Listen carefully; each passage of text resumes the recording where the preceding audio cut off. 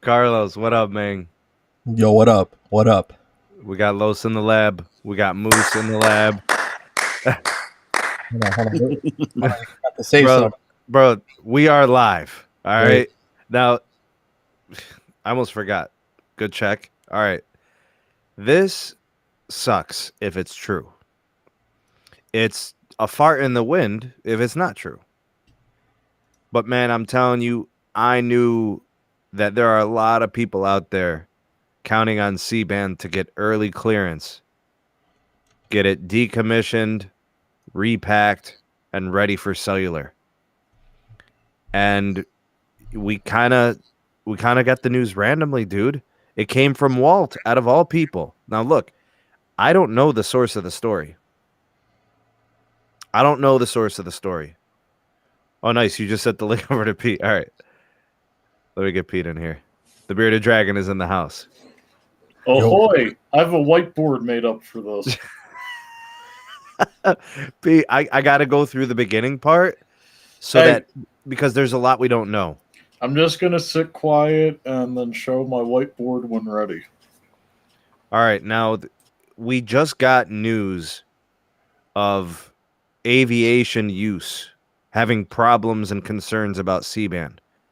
This is completely unrelated, which is crazy. All right. So, look, I'm not trying to play like spoiler, or I'm not trying to rain on anyone's parade. But when Walt tweets, and we know Walt's credibility, and we know Walt's intentions, the dude just wants to reveal the truth. He just wants people to know what's going on. He doesn't have a dog in the fight. So whatever Walt has to say about this, or when he tweets something, I hear what he has to say on it. He doesn't work for any of these carriers. He's got, to me, he's an authority. To me, he's got instant credibility because I know his intentions, right? He's saying with that tweet that whoever that, I've never even heard of that organization or that company, that communications. Which website. one is it? Carl, Moose, can you pull up that tweet from Walt and look at what was the name of that website again? The store, it's got a paywall, so I don't have that subscription or whatever. But somebody was telling me that the date is wrong, and so we can't say with certainty that this is 100% the case. But if C-band does not, and Communications December 5th, Daily. Communications Daily. By the way, I think the date is December 5th for the repack from the satellite companies. So that would be the issue. Go ahead, Pete. Nikki T in the chat said the date is wrong. Yeah, that's what he was saying. So we have a couple of concerns. I can't report anything with any certainty. I'm just going off of that tweet. We were speaking to Tyrone earlier. He confirmed that he saw it too. Yeah, I'm sorry, David. It's not me trying to. I'm not trying to to play with your heartstrings, man. Not at all.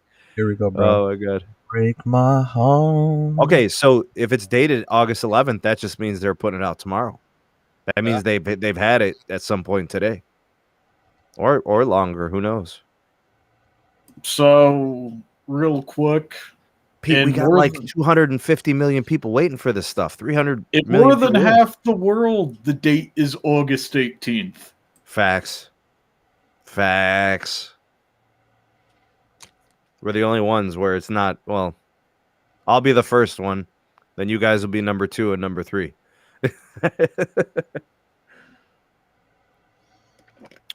Bro, Pete, I have concerns, man. Let's be concerned. Okay, so what were you going to draw up on your board as it pertains to C-band? Before we start blaming some random dude with big teeth from Kansas with large coffee mugs. Nope. There. Ajit Pai is a natural-born American citizen from Kansas. I got to do a solo layout here. Can I do that?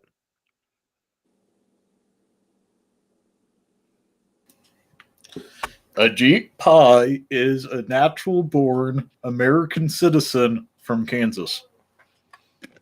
Thanks for the update, Pete. He's also an idiot. Still doesn't mean I don't want to send him to Pakistan. Dude, he's the worst. He's the worst. Oh, damn. All right, we got Moose here. We got the homie Tyrone from Tech Life. You guys know the Tech Life channel. Big shout out to Tyrone and Moose for joining us. Big shout out to the Bearded Dragon. Los getting in the lab and making it happen. Okay, let's see who we got here. We have 7 Lucifer in the house. We have the brother Tito here. We have Adrian. Steven as well. David is here. I think Nikki might be joining us. We shall see. Jay is here. Appreciate you for stopping by, sir.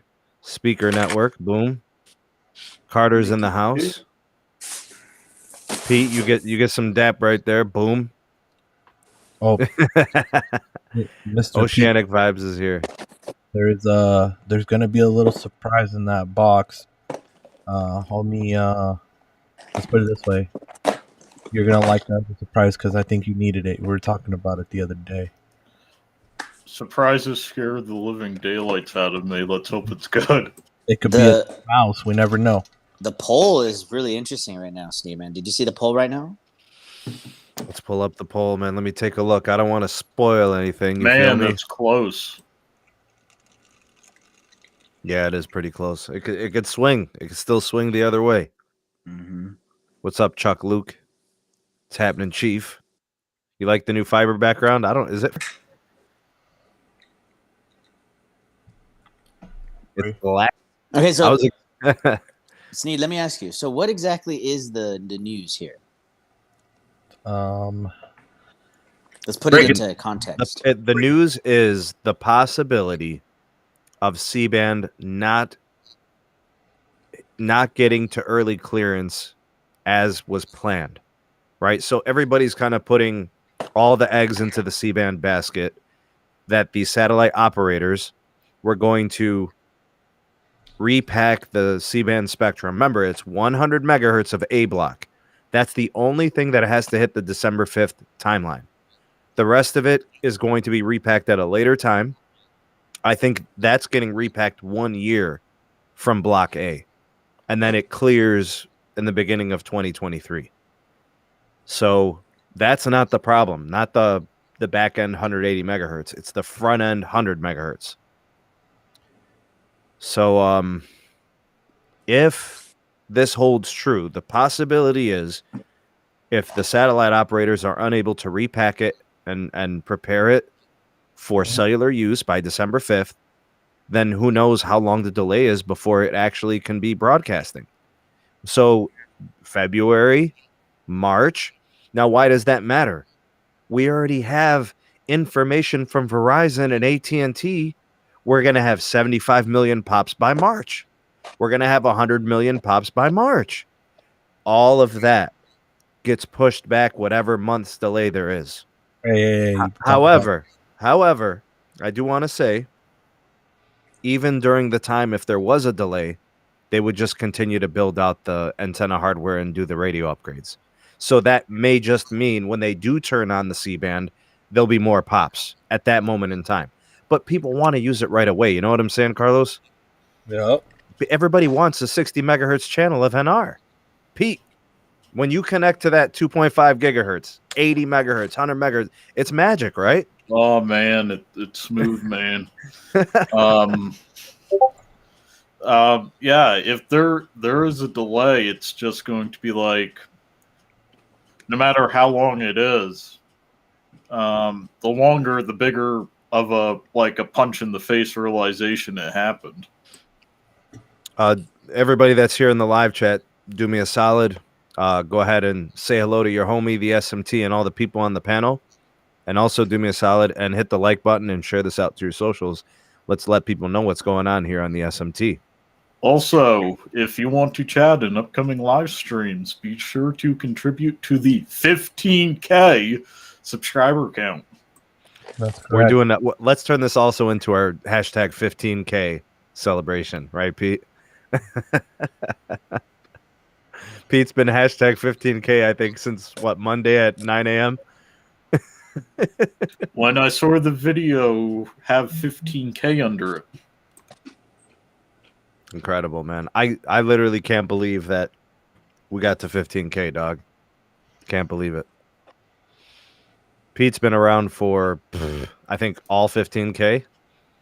Most of it. Most of the 14.8K. Yeah, 14.8. Also, hello to David H. Where's David? My dude.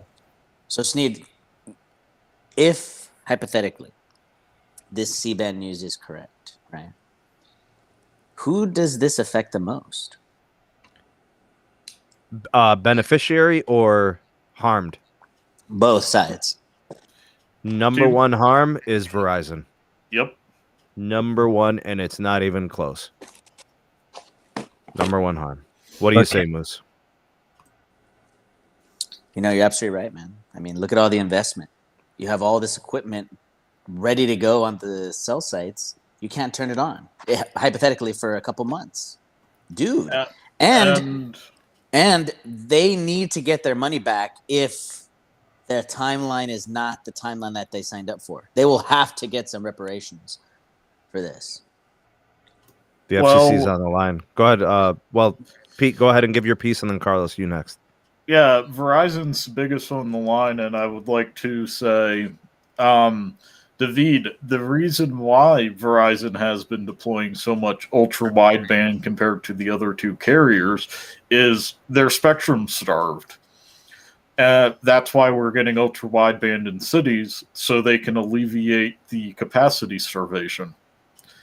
It's also the major application, Pete. That's, They need the C-band because they cannot deploy. It would not be fiscally responsible to deploy that millimeter wave in, say, a town with only 2,000 people. But they could easily deploy the C-band on some of the towers that were band 13 only, and then people are like, wow, I'm on a new network. This is amazing. Go ahead, Carlos. Your go. Well, I mean, it will affect them, but couldn't they go to the FCC and start like some sort of lawsuit because they were promised a certain time, certain date they could turn it on by, and that's why they paid even more money for that A block. So couldn't they get some sort of reimbursement, some sort of sum? I want to talk to Walt about this, man. Because that would be interesting right there. And we have our first super chat of the night. Thank you, T Yellow Dragon. BG Grizzly. 30 for the $2 super chat. Damn right. 15K for the win. Appreciate you, bro. Thank you so much, man. Yeah, they paid a lot of money for that spectrum. And don't forget, they are paying the early clearance cost, which is about, what was it, 11 billion for Block A alone? I think so. Woo! That money. Hey, Moose, AT&T's in on that payment too? That's what I'm saying. That's a lot of money. That is a ton of dough. That's wait, that's all the CapEx of T-Mobile in 1 year? Oh, damn. You had to do it, bro. That's right, brother. That's right. Man. Oh, man. I knew that one was coming, bro. Tyrone, what do you think about this? Low-hanging fruit, bro. No, I have a lower hanging fruit. That's $1 billion more than Fire Mobile's projected 5-year build out. That's true. Even worse. Tyrone, what do you think about this, man? Yeah, what's up, Tyrone? What's going on with this information? What do you think? This is new news to me too. I mean, this caught me off guard as well. I think they mentioned early on when the quiet period ended that they didn't even know. I think Verizon said that several times, that they didn't know or were for sure that this would clear in time. So in the back of the executive team minds, they had to have, known that this was a possibility. Now, the only thing is, like Sneed mentioned, is how long does this last? That's going to be That's going to be the interesting part. How long is it going to take them to clear that spectrum? In the meantime, Verizon is going to continue deploying, so no problem there. I mean, they almost already spent $2 billion on purchase orders for equipment. So that's going to get deployed. Thank you to Kazi, $5. Hashtag road to 50K. Thank you, Kazi. But yeah, it's crazy though, Tyrone, that now we have clearance issues. And guys, uh-oh. AT&T and Verizon are putting the pressure on the clearinghouse. They're the pedals to the metal. They're not backing off. They're actually pressing harder. You see, they're gonna sue, bro. They're gonna Wow. I think they're gonna sue. I think they're gonna sue Sneed. They're at this point. No, hold on. There were meetings last month, and there have been meetings during this month, in which Jessica Rosenworcel and representatives from Verizon and AT&T have been meeting with the FCC. They're trying to get it. They're trying to get advances. That means they're pushing faster. I think they're gonna sue. I'm telling you, man. Yeah, if they don't, dude. Carlos is always on spot on. Guess what they're doing. Guess how they're forcing the issue. They're aligning it to the 600 megahertz acceleration. They're saying you helped T-Mobile. Now it's our turn. Ooh. Wow. They didn't help T-Mobile. They have interference in hospitals. But well, that's something. Hold on, Pete, I want all the smoke, bro. Hold up. Thank you to David H for the $4.99 super chat. Sneed, you are a real one, even if you canceled C-Band. Yeah. Okay. What are we doing with this? This is not SMT's fault that C-Band's canceled. The thongs are gonna be fucking all over this. Carlos has his bat ready. He has his Glock ready. He's gonna have to take care of the thongs eventually. Bro, we got to talk about this. Pete, I want all the smoke. It's you and me right now. All right. Uh-oh. Nobody got a 5G stimulus like T-Mobile. Tell me this is 100% true. Okay, that's 600 megahertz. And I understand. I agree with you. Yep. They do have problems with it because of the whole TV situation and the equipment with the hospital stuff. But who told T-Mobile to buy low band at the end of the LTE era? T-Mobile did. This is the onset of the 5G era. Yep, and before I start talking about that, thank you to Steven Smith for the $4.99 super chat. Yeah, nobody told them to do that, but it was there. They wanted it. Dish apparently also wanted half of it. They did. They sure did. But then again, when Dish bought up half of it, there were a bunch of Spectrum hoarders. Not even, to my knowledge, not even anticipating to ever having to deploy it, but leasing it. So, but yeah, right. T-Mobile decided that the 600 would be good to buffer their deficient coverage, and to their credit, they are using it to greatly improve their footprint. Guess who made the 600 megahertz claim? Guess if it was AT&T or Verizon. Guess who brought Verizon. it up? AT&T, really? AT&T brought it up. AT&T brought it up. They brought out the zingers. Verizon can't say anything. Verizon told the FCC we're locking our phones after the FCC told them you're not allowed. So Verizon ain't going to say nothing to the FCC. And then, Verizon said we're locking our phones. FCC said no. Verizon then said we're unlocking our phones after 2 months, and I still think they're paying a fine. Yeah, they did get fined. You're correct, Pete. Everybody is saying that the C-band outlook from the media, from people like us, they're saying that it's been too optimistic the whole time. They said the early clearance was the absolute best case scenario, not the most realistic scenario. They're saying that this was bound to happen, a delay. The only reason, from what I've been told, just real briefly, apparently it's harder to repackage and clear satellite versus the TV stuff that T-Mobile had to deal with. So even if there was an acceleration, it would still take longer to clear that satellite spectrum. But Tyrone, they were clearing as they went along.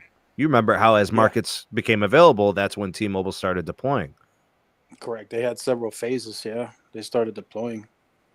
So this is literally the clearing is just taking too long. And they paid them. Yeah, and they paid they're 'em. set to pay them $11 billion for Block A. One company, I forget who it is. I think it's actually I don't even remember the name of the satellite company. Viasat? I don't think it's Viasat. It's Mhm. damn, I forget the name of the company. They're set to make $4 billion alone, like $3.8 billion on just the repack. Remember, they get a piece of the spectrum money too. Yep. They're But the I incumbent. There's remember money everywhere. I remember me and Moose talking, and he told me like he was a bit concerned about the length of what it would take to clear that C-band spectrum. Even he was telling me that. I mean, I was very optimistic, especially with Verizon deploying so many sites all over the United States. I mean, that was always an indication, right, Sneed, of, look at what the carriers are doing versus what they say type of thing, Yeah. right? Yeah. So if the carrier's deploying nationwide a significant amount of C-band, that means to me, hey, this thing is going to be up and running soon, right? Bro, But- Guess But guess what Verizon and AT&T just said in this to the FCC. what? The backhauls ready, dog.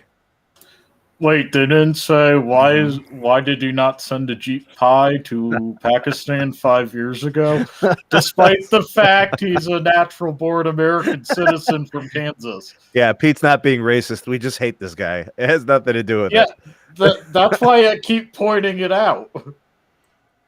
Bro, they're still going to use C-band.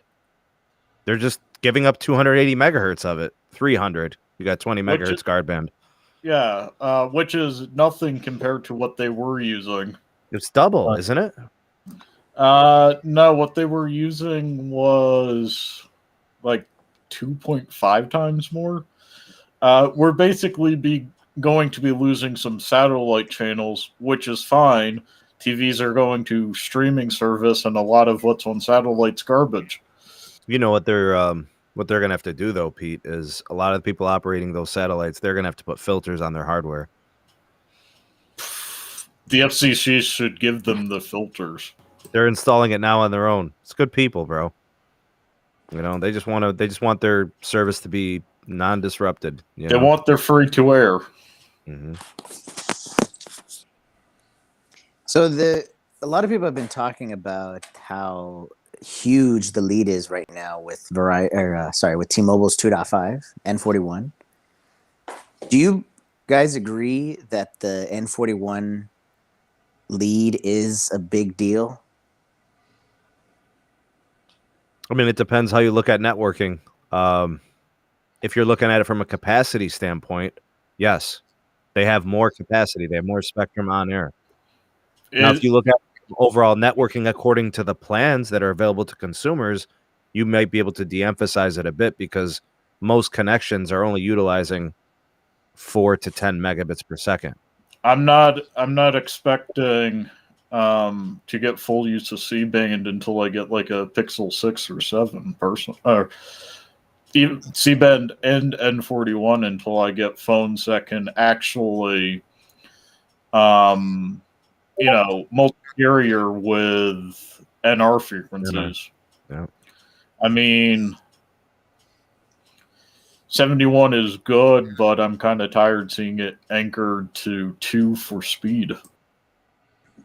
Yeah, but if the 2 widened, you wouldn't be saying that. Oh, I'm still going to be disappointed because I know that when it's still anchoring to 2 for extra capacity, I'm having to connect to band 12 to make a phone call. Oh, so you've been watching those connections.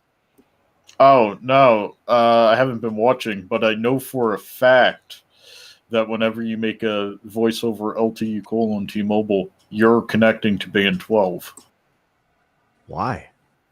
That's their voice over LTE and E911 band, which is Is that why it sounds bad, Pete? And it's congested when you're trying to download on it. It's terrible. It's the worst. But they do that because they know they have it. Every market they have a stand-up. Facts. They've had it deployed since 2014 And or whatever. quite frankly, until we get E911 services on M71, we're going to have to, on T-Mobile, connect to Band 12 for some calling, or T-Mobile will get heavily fined. Well, I was talking to Zero Cool the other day, and he's saying that a lot of this voice over NR is going to be trash. He said it's all software based. You're still going to be doing Oh. NSA. Like, you can't, voice over NR is supposed to be SA only, not supposed Yeah. to be. The guy I talked to about this at NTIA says the standard is standalone only, and if you get a network slice for calling, you're going to be at 56 kilobits per second on that. For voice? Yeah. How you going to get the HD? How you going to get the high quality? Wait, no. Minimum 56, maximum 256. Yeah, that's So- huge. 256, Jesus. Yeah. So we'd be able to outperform the Adobe Atmos when it's fully deployed Yeah, for sound quality. beautiful. I think the voice of reason here is coming out of Nicky T in this one. He said, take this all as rumor, analyst speculation. Nothing is official. C-band. At this time, that C-band is depletes? I'm guessing deployed? Oh, delayed. Okay. But yeah, bro, he was even telling me, Zero Cool, that Dish actually will have the first real voice over NR.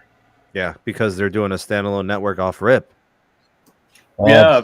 We need to talk about this thing after this. We need to talk about that, and we all need to do, our predictions with this.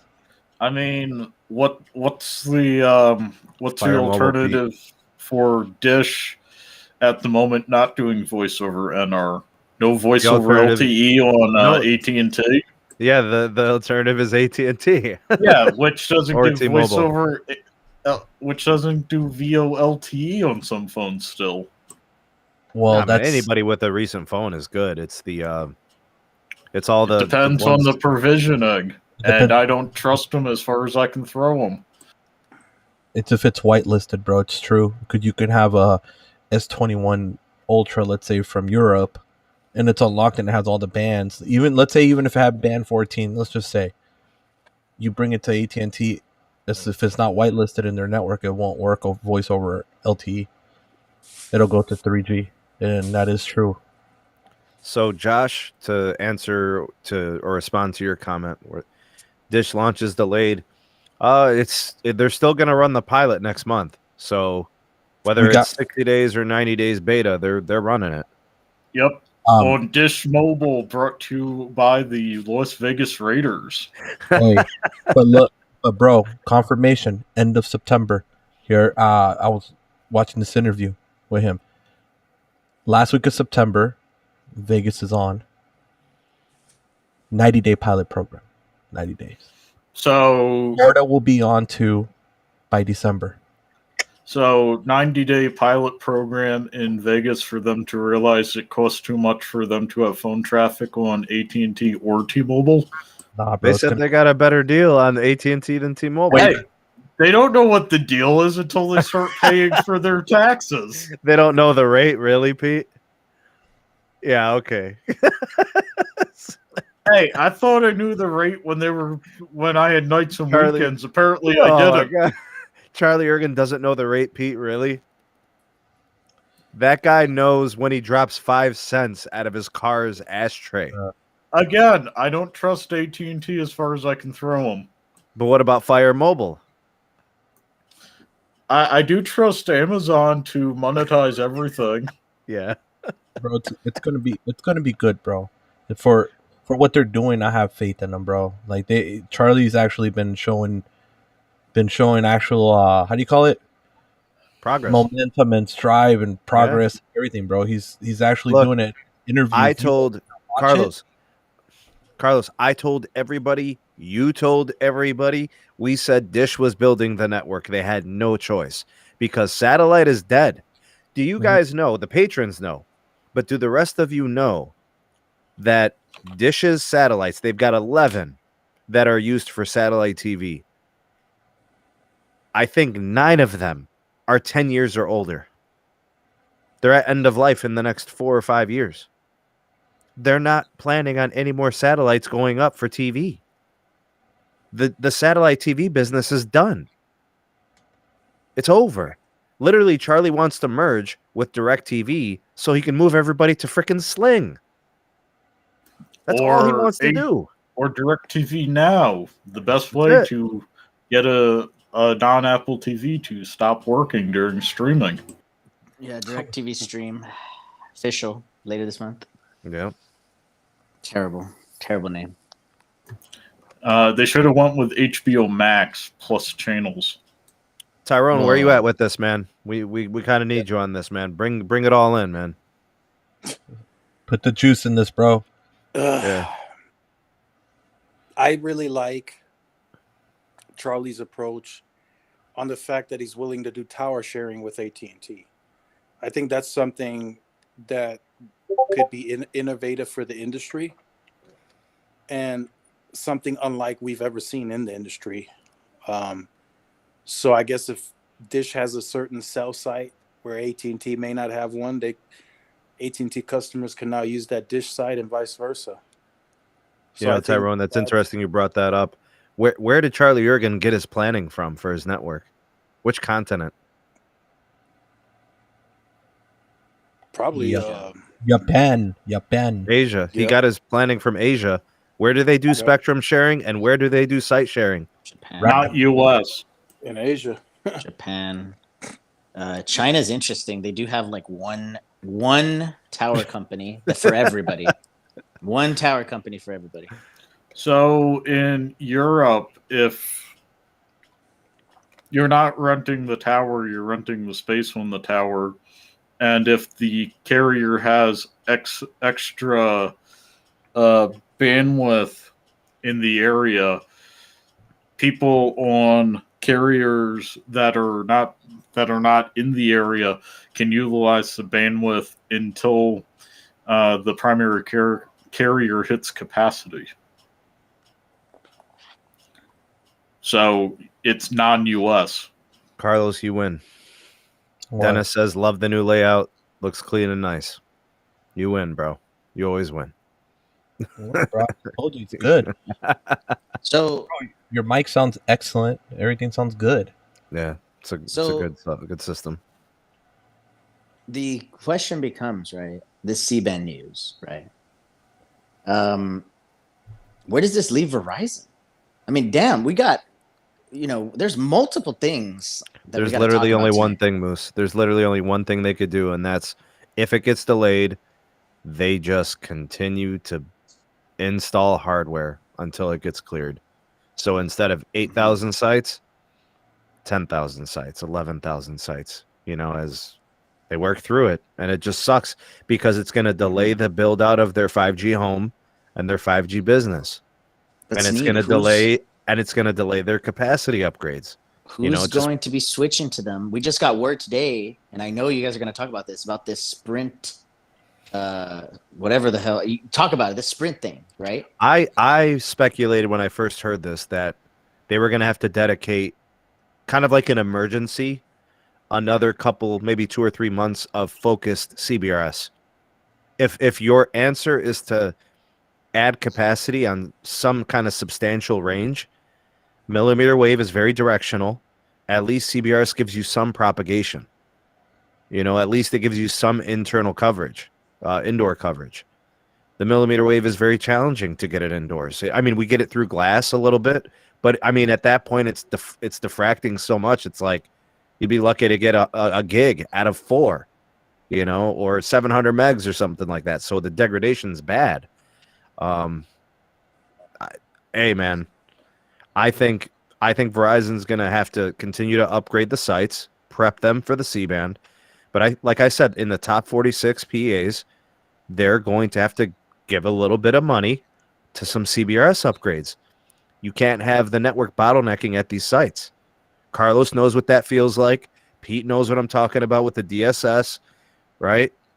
Tyrone, are you seeing it in El Paso? Yo, Tyrone. Maybe we lost him. Moose, in your market, do we see Verizon bottlenecking? Dude, remember when we were testing, Verizon's all over the place, man. Yeah. They have. So what's the best approach to capacity at this point in time? Unlicensed CBRS and licensed CBRS if they have it there. I personally believe that they still need to go to every single cell site and do the one touch. Upgrade the entire site. But you need immediate relief, and that's where I think the CBRS can help.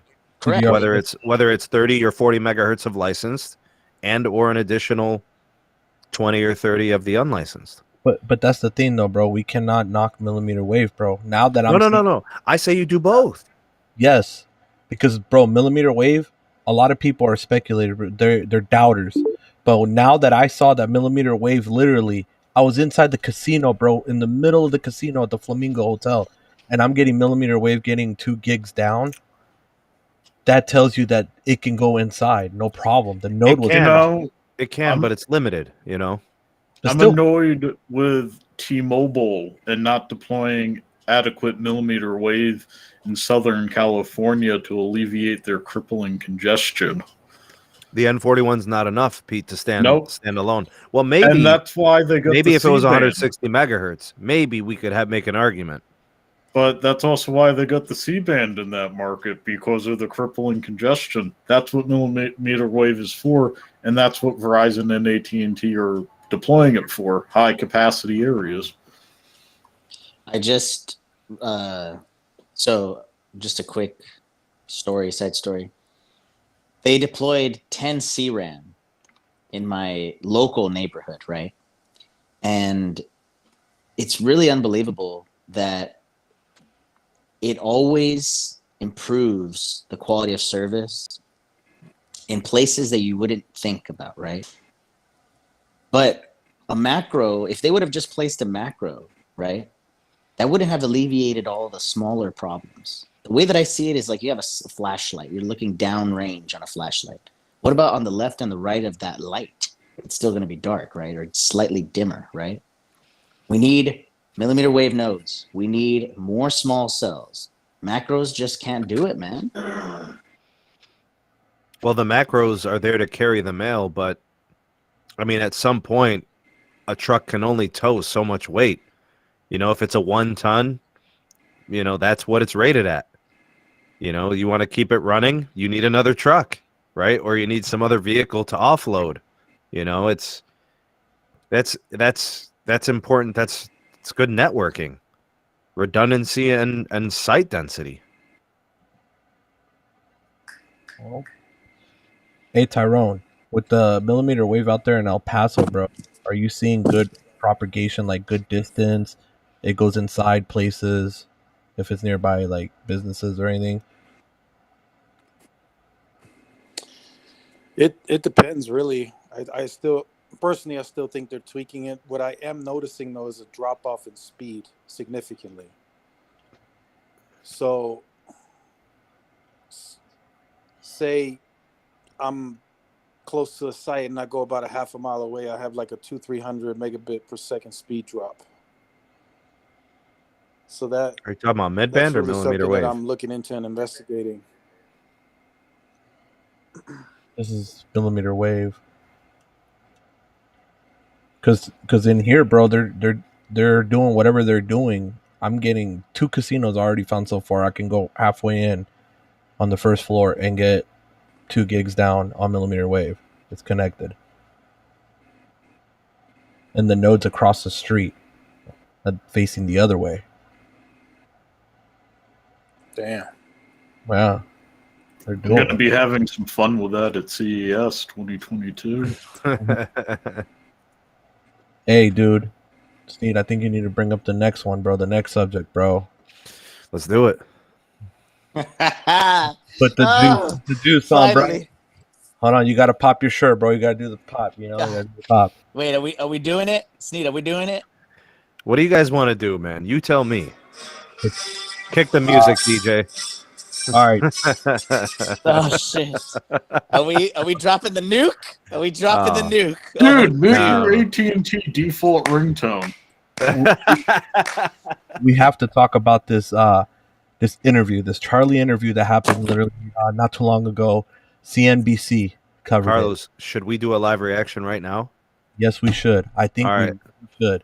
Can you pull it up and we could do a screen share? Hey, Tyrone, you ready for this? Bro? I don't know if You think saw. they're gonna hit us? You think they're gonna hit us with a strike? Tito, I haven't seen it. Tito normally knows Aloha Android. He knows more about that because he does a lot of live. This could, if we do it in clips, it would be considered clip. fair use, right? Yes. Okay. Not just play the whole thing and then no, it has to be like, let's say we play 10 seconds of it, then we pause it and we start talking about it and stuff like that. We'll see if we can get to the main points when he answers questions, because I think that's what it's really about, right? Bro, when he starts disclosing markets and that I love. There was a certain part things about certain carriers and such. Yes, yes. The thongs, man, the thongs. Hold on, let me open this on YouTube real quick. Let me see here. It's neat. I thought you were gonna tease the nuke, dog. The nuke. I don't want to. Please don't make me have to tease it, bro. I don't want the responsibility. That's heavy. It's that heavy, huh? Dude, well, it's heavy, bro. Tyrone did a what if video earlier today. Oh man. Tyrone did a what if earlier today. Really good points. Tyrone, what do you think about the points? They're really good. And as of earlier, we got several confirmations about these points. So it's right. Besides the spectrum that Verizon will have to worry about, they're gonna take some nukes from all their competitors soon. The nuke. Very soon. Very soon it's coming. Look, man. The nuke, the reason we call it the nuke. It's a nuke. Bro, we actually should call it the Jericho. It's that big. Okay, Yes. so here's why I think we should call it the Jericho. You guys remember Iron Man 1, the original? You remember when he was in Afghanistan and the guys kidnapped him and they said, "We want you to make us the Jericho." You know what I'm saying? He was making the bombs and all. So I think we should call it the Jericho. All right. You guys ready? This will affect T-Mobile too. That's why it's so big. Oh yeah. The narrative gets twisted around. Oh Yep. God. Mm-hmm. Yeah. All right. Yeah. So get ready, Live guys. Live reaction to the Charlie Ergen interview with Oppenheimer. Oh no, this is something earnings. Whatever. Let's do it. All right. DJ, kick the music. We are thrilled to have Charlie here today, and we're very much looking forward to this interview. Scott, thank you very much. Really appreciate that. And by the way, just big thanks to you, Scott and Jane and the TPI team for getting us here. With right now, I mean, maybe the last look conference at Charlie, in how America he is, for a bro. few He's weeks. just chilling in that lounge chair. Like it's the safest place in the United Charlie States. wears the same shit Thanks every to your time. team. You were flexible. You were adjusting. He's not even drinking a mojito. So really, Can you guys hear the audio? Slept about 2 weeks, Scott. So maybe they'll let you stay here for a few days after the conference is over. A terrible setting, by the way, everybody. So, it's funny because having done so many of these, let's fast forward 25 years. Let's get to put it at 1.25, Los. We can avoid copyright. 1.25 speed. Okay, here we go. All right, there we go. Taking time from your busy schedule and joining us here. Well, my pleasure, and thanks to Scott and TPI for having me. It's always fun to get up in the mountains of Colorado, and this was a He's in Colorado and Pete's neck of the woods. Yeah, it's not a terrible place for a conference. Yeah, all about these That 2 special hours Colorado west. water right there. weird, some news from a couple sources that T-Mobile may have had a big data breach, customer data, 100 million. We have not been able to Today. CNBC. And he's bringing it up. Do you know anything about that? Is there anything you can add to that report? No, I don't know anything about it, but I mean, I think all companies, data breaches are too common an occurrence. I mean, and he's stating facts. Telecom networks are really Double susceptible hanging fruit. to how we built networks. really was 30 years ago. So a lot of things have changed since then. And it's why the government properly is looking at Chinese vendors and other things, because, our networks are a little bit insecure. And, That we'll is get into true. this, but one of the things we're trying to do a little differently is build that in on the front end. So just to be clear, because they are currently still your partner, no notification at Dish about any kind of data. Yeah, I mean, I think our concern would be we have 9 million customers on the T-Mobile network today, and having just looked at my cell phone before I get up here, we have not seen anything. So maybe So he's rocking hopefully this, the report is the false. Dish network. But we haven't seen anything, or whether it may not affect our Boost customers. Maybe a different database, but obviously, to the extent it is, we'll have to deal with it. We have a good team, and we'll deal with it. Well, if you do find something out, please let us know, because your customers would care as well. Now, let's get into it. Speaking of T-Mobile, what is your relationship with T-Mobile? Uh-oh. Like a 1980s soap opera sometimes. I think we're competitors, and partners. And we're really competitors, and I think there's things that you would do in the public interest that we just haven't been able to. So it's not particularly, it's not, it's in the news. It's not as healthy a relationship as we'd like to see it. Our big concern is, millions of customers who rely on their network and their CDMA network. All right, let's talk about that, bro. So he basically brought up. Yeah, he's aliens trying on to keep CDMA? it. He's trying to keep it politically correct a little bit. He's drawing a distinct line between them and T-Mobile, right? And oh my he God, made, Sebby. It's and he made Charlie sure, Ergen. It's Charlie Ergen. and he made sure that he indicated that millions of people were affected by it, so that way people can grasp the scale. He's trying to win them over, right? Yeah, bro. So he basically said that when he asked him, "Your partners," said no. How did you feel about that? Now that part, bro, where he looked at him as a competitor, not even a partner. It's true though; they are competitors. Yeah, but T-Mobile was forced to take on Dish and enable them, so he knows that. But still, they're supposed to be big shout out to Lavendi. Thank you, man. Appreciate that. No, they're straight up competitors, and that's the way they should be seen. It just happens that the FCC said T-Mobile needs to let them pay for their network access with favorable rates until they're deployed. And yes, thank you for the $4.99 super chat to Lavendi. Thanks, Lavendi. Appreciate you. Ticanis. What do you think about this, Tyrone? What do you think about those remarks right there? Yeah, he's already alluding pretty much that T-Mobile is no longer his partner, that he's a competitor against T-Mobile now. So he's going to try to do everything in his power to get away from T-Mobile. 100%. He's going to, if he has to do network sharing, spectrum sharing with AT&T, whatever he has to do, he's going to get away from T-Mobile. I think a lot of the promos that he does, a lot of the initial, buzz that he's going to try to stir in retail, I think it's going to be targeting T-Mobile customers. Oh yeah. Not surprising, considering that's what T-Mobile's been doing with AT&T and Verizon customers. Wouldn't you take Pete? Wouldn't you target the company that has the highest churn rate?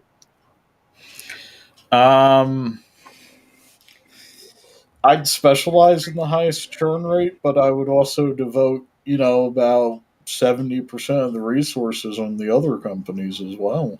So you would balance your approach? Hey, the way I see it is, if you can give a good product subsidized by Amazon or the Raiders or the Steelers and give a customer value and advertise, say we're better, you get the NFL tickets to your Jets right here. Oh God. All right, let's continue playing. Let's go, because there's very interesting key facts here in this first part of the interview. And unilaterally, T-Mobile said we're going to turn that off on January 1st, and that's going to affect our customers. And so we first tried to work that out with T-Mobile, and we weren't able to come to any kind of accommodation. They weren't able to come to any kind of accommodation, because the best way to do it is I get the need to always upgrade networks, but obviously it's a situation where I would expect companies to work together, because you have a common objective, which is not to displace consumers. And our Boost customers are some of the most economically disadvantaged consumers. These are customers that the big guys didn't necessarily go after, and they're more economically disadvantaged. So I think you have to pay a little bit special to their needs, and it clearly is an anti-competitive effort, clearly aimed at Dish. And I can give you real. They're not turning off their 2G network, so they're turning off their 3G network. Pause. Facts, bro. Facts. They're leaving 2G on and they're turning 3G off. It's facts. Hey, I've actually told the reason for doing this. Yeah. They still have contract obligations. Yeah, there are so how is this not a contract obligation? This is in the merger terms. How are you guys going to say that? Really? What's more important than a DOJ negotiation in terms? Seriously, guys? NTIA terms. Bro, because they don't care. Bro. Because if they're turning off this section of the network, that's screwing. They know that this is targeted towards Boost because they're the ones that have the CDMA devices most. It's anti-competitive. You can't slice it any other way, bro. Keep playing the video. And because what about the customers that have let's say the T-Mobile customers that have HSPA Plus devices still? Then why aren't they getting wired? How do you call it? Why aren't they shutting them off? They're keeping that part on. You know what's also really sad, though? I bet you that these vending machines that are on the 2G network still probably have a higher ARPU than a Boost mobile customer. They do. No, seriously. He's probably right. That's true. But that's what I'm saying. That's sad, bro. Doing it. It's financially. That doesn't change the agreement, though. It doesn't change your legal obligation. Exactly. Let's play that. Hey. But Go ahead, Tyrone. yeah, if Sneed's right, it doesn't. But unless somebody's really there to force them, they're going to shut it down. And if there's a fine, they'll pay it and they'll move on. Yeah. Fortunately, they're true. It's true. Right. Yeah. All right. Yeah. All right, Sneed. Let's continue. 2G network. Now go figure that out. They're not turning off their Sprint network. They're only turning off the CDMA network. And the only company that affects customers that rely. Wait. Cut. Back up the freaking truck. You want me to? No, they are shutting off the Sprint network. When, Pete? The Sprint CDMA, they're planning, January, and as Tech Life said, June for the LTE. It's been announced. Yeah. All right. And one more thing is, because they're economically depressed, they're not asking for 5G. They're asking for a phone that works, that's economical. And is Peter Adderton, you are correct, sir. Carry on. dependable. And everybody in this audience knows your 5G phone really doesn't do anything more than your 4G phone does. And 5G today is really more of a marketing concept than it is changing anybody's life. So it's clearly an anti-competitive effort. We paid for those customers. They'd like to have them back. That's good competition. But let's don't disrupt customers in the process. So is his standalone 5G homegrown network a marketing ploy too? Well, I mean, they're only thinking about throwing $10 billion over 5 years into it. Well, they might put $10 billion. Well, what about Fire Mobile? Yeah, what about the Vegas Raiders over there and the MGM casino? Los would love to walk into the MGM and have on his dish phone say MGM wireless. Oh, bro, you know that they're working on indoor DASs right now. That's where the joke comes from. Yeah, there's always a little bit of truth in these jokes. All right. When Tom Cruise was hammering Jack Nicholson, and he's like, grave concerns? Is there any other kind? It's grave concerns. The DOJ just said they had grave concerns about this shutting off of the CDMA. Can you take us a little more into that? Why couldn't a deal get struck, or why can't a deal get struck? Is there still chance of some sort of an extension on that you're aware of? Well, I mean, I think, first of all, T-Mobile has new leadership, and they're coming on the heels of a very charismatic ledger.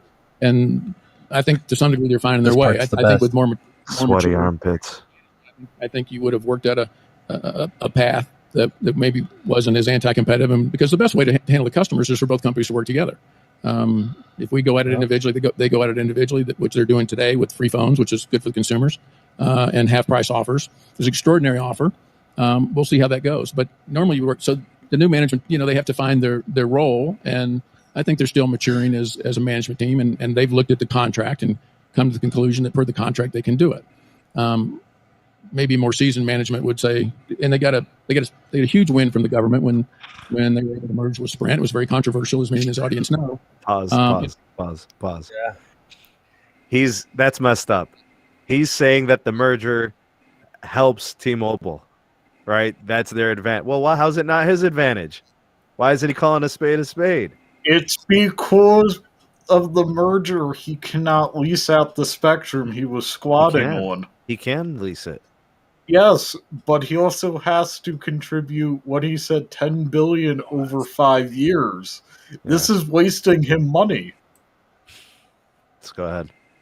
Wait. There's something big that we missed there. How? He said that this management team is maturing. No, he says a more mature management team would handle it different.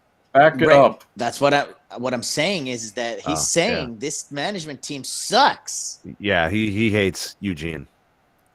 Hey, I'm a little shocked he's scheduled for a CES talk. I was expecting he'd be let go of sooner than that. You really think Neville's going to be there or something, Pete? Hey, I'd love to talk to Neville. Exactly. He's going to lie to you. I'm going to have an MS in cybersecurity. I'll talk to Neville. All right. They got $70 billion of synergy that they've talked to Wall Street about. And that's why we talk about it in terms of winners. Or, and so it's sometimes hard to be a good winner.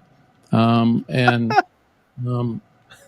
everybody met that guy in grade school that, beat you in something, spiked the ball, stuck his finger in your face, and $71 billion of synergy. And I think it's just a maturation process, and the Justice Department is looking at it. The FCC certainly has ability to step in, and now just today the Colorado PUC looked at that and has a show cause hearing for why they may have made false statements or omissions about their shutoff, because they clearly testified under oath that they were going to leave it on for 3 years. So I prefer to work with them, and I haven't given up hope.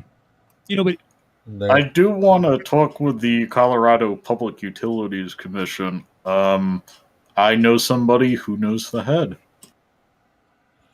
Bro, yeah. Wow. He put it on thick there, dude. He dogged Eugene. He dogged Mike Sievert. Oh, yeah. And he somehow, some way still spun it around like he's willing to work through it. He's I don't think they can work something out, bro. No, but he tried to play it off, Yeah, of course. So I'm liking this chat discourse, especially with Kazi saying they're going to innovate CDMA by putting 5G on it. Oh, damn. Terrible. Okay, here, so I'll take the other side a little. Oh, go ahead. Go ahead, Moon. The biggest thing that he said there is, there's actually two big things. DOJ, he said, if you caught it, DOJ is investigating it. One. 2, the FCC can step in. And 3, he just mentioned one PUC. What about the California one that already got reported by The Verge yesterday? But they're operating independently. They have nothing to do with Charlie Ergen. He lives in Colorado. No, what I'm saying is, exactly. He's mentioning the CO PUC because of the fact that he lives in Colorado. But California already is investigating T-Mobile for the CDMA shutdown, the Sprint LTE shutdown, and lying about things. lying about PCS on the 5G build. Multiple. And by the way, issues. Pete, that's your boy Neville, who lied under oath. Yeah, that PCS. Hey, I told you, Neville's about old enough to go out to stud. Tyrone, what do you think about this? What do you think? Yeah, Tyrone. We need intakes. Man, It's interesting, man. It's so interesting. I think you're right, Moose. I think the FCC can step in a big way. I don't think they can undo the merger. I think that's, you can forget about that. I think it's too far gone. But I think they can be fined. I think Neville Ray has potential to be removed from his position for lying in court. Yeah, and I don't think they'll allow him to be fired. I think he'll just retire. He'll just go into You know why this retirement isn't fair? This is not fair to Neville. This is Yeah. not fair to Neville, Tyrone. I really think Eugene made him do it. Exactly. I could see it, but as I've been saying about Neville, I think he engineered converting the CDMA spectrum from Metro and I believe iWireless onto the T-Mobile LTE, and he's stuck in that method. So I think he should be hang his hat on the career once the Sprint CDMA is over, because he has no more tricks. Yeah, bro. I mean, I don't think all the blame should be put on Neville. He's the one who lied, but who forced the issue? Exactly. Besides shareholders, probably. You know what's crazy? John's gone. Leisure's gone, and he's in New York. Yeah, and he was the CEO through all of this. No way he would let this slide. No way. Yeah, but he detached. Do you think that's why he took the golden parachute? Because he knew that there's multiple. Not golden parachute. He walked out day one in that board meeting. That's what I'm saying. He's like, hell no. He goes, you guys are about to do this, that, and the third. You're about to lie. You're about to go back on these terms. I'm out. Or do you think it was planned that he was going to because he knew that none of this was going to be able to be accomplished? It could go either way. Yeah. And quite frankly, knowing how John Leisure was when he was with AT&T, I'm more leaning towards what Muse is going after. I think, I'm telling you this, Sneedman, because you might not agree with me, but I like when we don't agree, because then the thongs are going to say, oh, this is just a blue thong moment, blah, blah. Okay, look. Hey, Moose. Okay. There's a reason why Sneed and I bicker over Dish. What's the reason why? Yeah, but Pete's right about a lot of things about Dish. People like the engagement. Yeah. Look, I am now very, very, very almost positive. Leisure knew. And this is big. If he knew from the beginning that none of this was going to be able to be done, he waited until the absolute last moment to leave, and he took his money and left. Come on, bro. Oh, damn. Yeah. There's no way. No, look, I'm going to put it into context for you. This cannot have been a coincidence. This had to have been premeditated at this point now. There's no way. Is T-Mobile on fire? Bro, I mean, what type got of the fire? data breach. What kind of fire are we talking about? The data breach happened. This Dish situation is ongoing. The CPUC is riding them. They've got beef dating back to last year with the 10,000 jobs. I'm just saying. It's a lot of well, you're definitely on to something, I think. Stock think, price is Tyrone? down. Stock What do you price think, is Tyrone? down. yeah. What do you think, Tyrone? Yeah, Tyrone. You there, Tyrone? May have lost him. No, his connection is good. So what? What do you think? Was it premeditated? Well, I think it was all meditated. I think they had the perfect plan. Charlie had no idea what he was doing. He had no idea how to get in the MVNO space. Listening to some of the guys from the DOJ, they had about Spectrum, so Neville could have been sitting up there saying whatever. But we knew he needed to shut down CDMA sooner to move that Spectrum that PCS portion over to the LTE side, so he would have enough capacity for the Sprint users. Honestly, he needs to. Yeah, but he here's the needed to thing, shut the CDMA network down yesterday.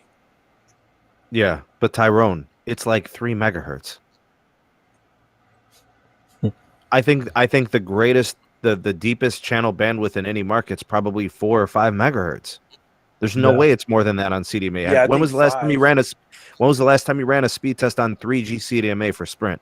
Tell me what type of speed you got.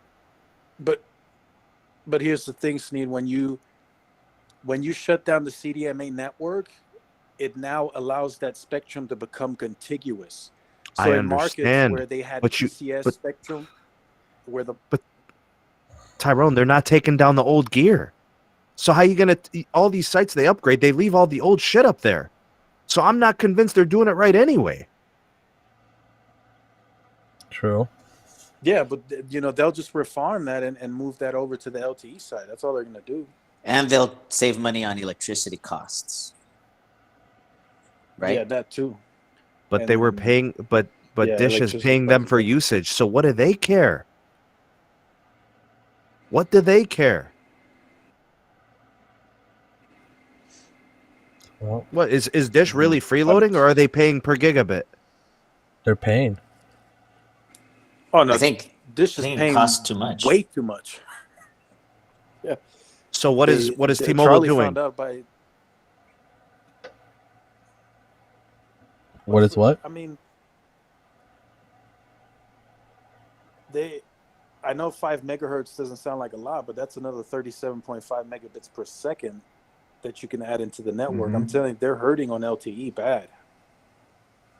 And then they're going to migrate more Sprint customers. I mean, the LTE network is going to... Tell them to densify, just like all the other carriers are doing. Just like they keep telling everybody, buy your customers' phones. Buy your customers' phones. Convert them to 5G. Why don't you build some towers? Why don't you densify your network? Why don't you install some small cells instead of running away from densification? Stop being scared. Embrace the grind. Yep. Welcome to 5G. Go ahead, bro. Kick the music, bro. Play it. A little bit, Charlie, because 2 years ago, the last time we did this lunch panel was me and a gentleman named Macon Del Rahim, of course, former assistant agent DOJ, and he took heat for maybe you guys getting off too easy or you getting too much on the boost side. So they would probably argue the other. Do you believe that the way it ultimately has worked out, that there is viable or more competition in that mobile phone market than pre-deal? Yeah, I still believe in the deal because we're doing a Dish. So clearly for competitors, it's going to be more competitive for the consumer. But I think Sprint was economically challenged, and a competitor for competitor's sake doesn't really ultimately scratch the itch. And so I think the reason that the attorney, that the Macon and the administration will be proven correct is that we're going to innovate. So we're not just going to compete, but we're going to innovate. And so we're building we're architecting a network from the ground floor up. We have architected a network. It's a greenfield project. We got to for the 21st. They architected a network, but it's not being deployed. It is, Pete. It is, bro. Come on, man. We already talked about the Vegas Raiders. Come on. Every network in the United States today is a 20th century network. It was built for voice. It was built for me and you to talk to each other. But the world's changed, and we do a couple really fundamental different things. We adopt ORAN, which we break apart the monopoly of the end-to-end solutions that the hardware carriers, whether it be Canada or the Scandinavians, have employed, so that things go slow in our networks. And then the pause it. I love it. You use Scandinavians to describe Ericsson and Nokia. Go ahead. We're the Canucks. We're going to put our network in the cloud, what we call cloud native. No, seriously, who are the Canucks? Very modern in how it works. I don't know. I think he did You can use things like I think he meant the Scandinavians, aka Ericsson, aka Sweden. Yeah. Oh, okay. Yeah, I think he meant that, but he came out Canadian. So I was like, what the fuck? Anyways. machine learning, artificial No, he intelligence. said Scandinavians. And Canadians. Yeah, he said Canadians and then Scandinavians, and I think he meant Scandinavians. Yeah, it's not a big deal. Keep going. Yeah, go ahead. I'm just confused. The network, we have access to the data. which is great for our enterprise customers. And so it's just a whole different. And so we're gonna innovate in a way that will show up in competition, although it's going to take us a couple years to finish our network. Well, I'm going to get more on the technical because you forced me to read about these radio access networks on the way down here. So now I'm a minor Open RAN, I don't know, talking head. But before we get to that, many in the FCC believed they had very little faith in you and Dish that you would be able to build this effectively fourth major mobile phone company. When will you prove them wrong? Will you prove them wrong? Yeah, it's not just the FCC and regulators. I mean, I think Wall Street. I think most people a year ago. I think almost everybody was skeptical, and the only way that you're going to answer skeptics is to just do it. And the key for me and the key for our company is to make sure that our employees and our leadership within Dish believe we can do it, and that our vendors and our vendor partners believe we can do it. And there we got 100% alignment. So. First step is we publicly announced Las Vegas will be our first market that the deployment will be done by the end of September. So then we get to turn it on, and then we've got to make it work. And we'll be in beta test for at least 90 days while we start putting everything back together and testing and making it work and testing. Hey, Lowe's, you ready for worse calling than Ohio on T-Mobile with Dish? It's going to be crashing left and right.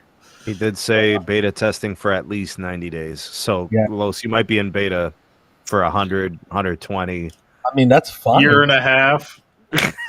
Nah, I don't think it's gonna go that long because, bro, he has to deploy network. Dude, this is a guy who wants to get the 12 gigahertz band off the satellite so he can lease it to other companies. All right, Moose. Over under. Vegas is beta. 120 days. Over under. I mean, there's going to be massive tower spacing issues.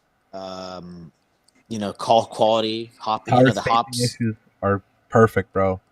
I'm telling you, man. There's going to be areas over under the beta test at 120 days for Vegas. It's going to be over.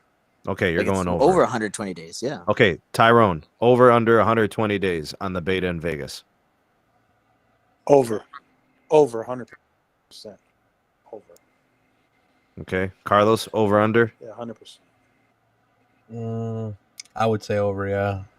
A little Pete, over under 120 days.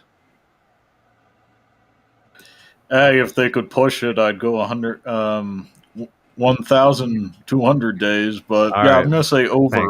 Thanks, Pete. All right, I'm going 119 days. I'm going under by 1 day. Yes, and if you don't wait, I want all the smoke, bro. What time zone? Eastern. I'm confident. 119 days. So you're telling me that the beta is going to last? You know what? 119 days. What? I'll say. You know what? Screw it. I'm gonna say 100 days, bro. Vegas. We're only talking about Vegas. The Vegas market. He said at least 90 days. I'm gonna give him a couple more weeks, right? A few more weeks. I'm saying 100, bro. Just because I know how the tower density is here with Dish, and it's freaking crazy.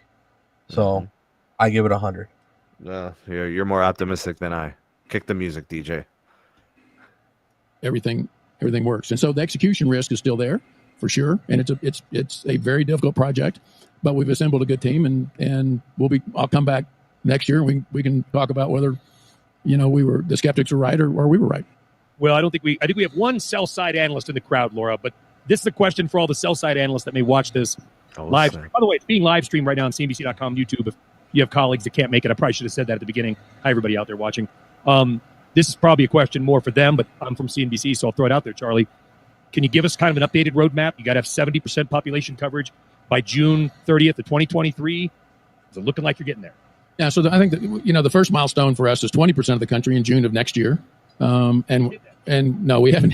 That's next year. So we're still starting our first city in Las Vegas. So our deploying, but we're deploying about 30 cities today. So and then we'll turn them all on between now and then, and that'll be the first milestone. And the skeptics there'll be fewer skeptics, and then the biggest milestone, obviously, 70% a year later. And again, we're on track for that. But I've been around business too long to know that you're on track till something happens that you didn't expect. And but so far, our biggest concerns would be supply chain, our big which we're starting to have seen for the last year, and now maybe they're starting to be with COVID, coming back a little bit. We're a little worried about that, but Technically, we don't have to invent anything. There's nothing law of physics. There's nothing we have to do in the hardware that really prevents us from doing it. It's just execution and making sure it's basically the software works together.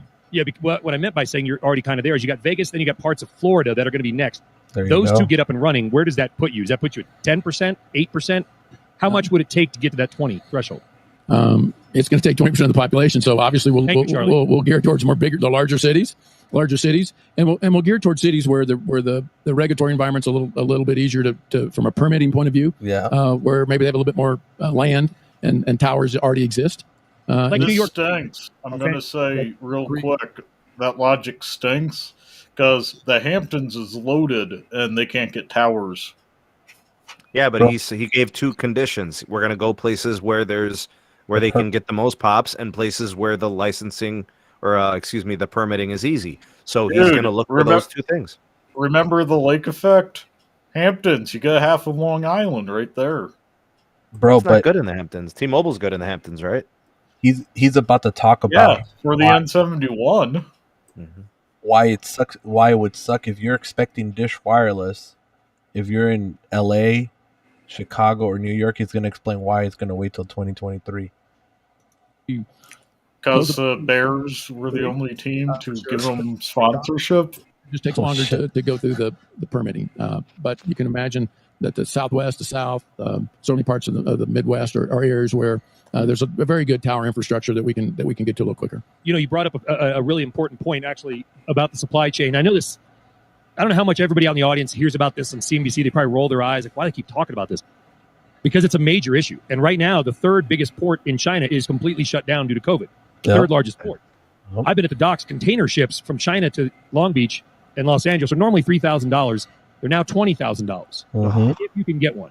That's the equivalent of a barrel of oil, or a barrel of oil costing $150 to $175, and gas being $10 a gallon for the industry. And semiconductors are a huge part of this. They go into everything. Can you give us an idea as to whether or not that you brought it up, whether supply chain issues could impact the tower rollout? Because I don't know how many of these parts are coming from China. And are you going to go to regulators and say, listen, we need a break on these plans because these are not our problems, but yet we're being affected by it? Well, I think the good news is our deployment team ordered ahead, and so we planned for more than 20%. So we have had supply disruptions, but if they don't get any worse, we're on track to get there. The biggest supply, one of the bigger supply disruptions we've had has been handsets. Vietnam has been shut down. Where a lot of the handsets LG exited the business. Pause. Yep. MediaTek. He's going to be working with MediaTek handsets. Qualcomm won't do it for him fast enough. Go ahead. That's where Vietnam, MediaTek. That's where they build. Yep. The Qualcomm does US and Republic of China.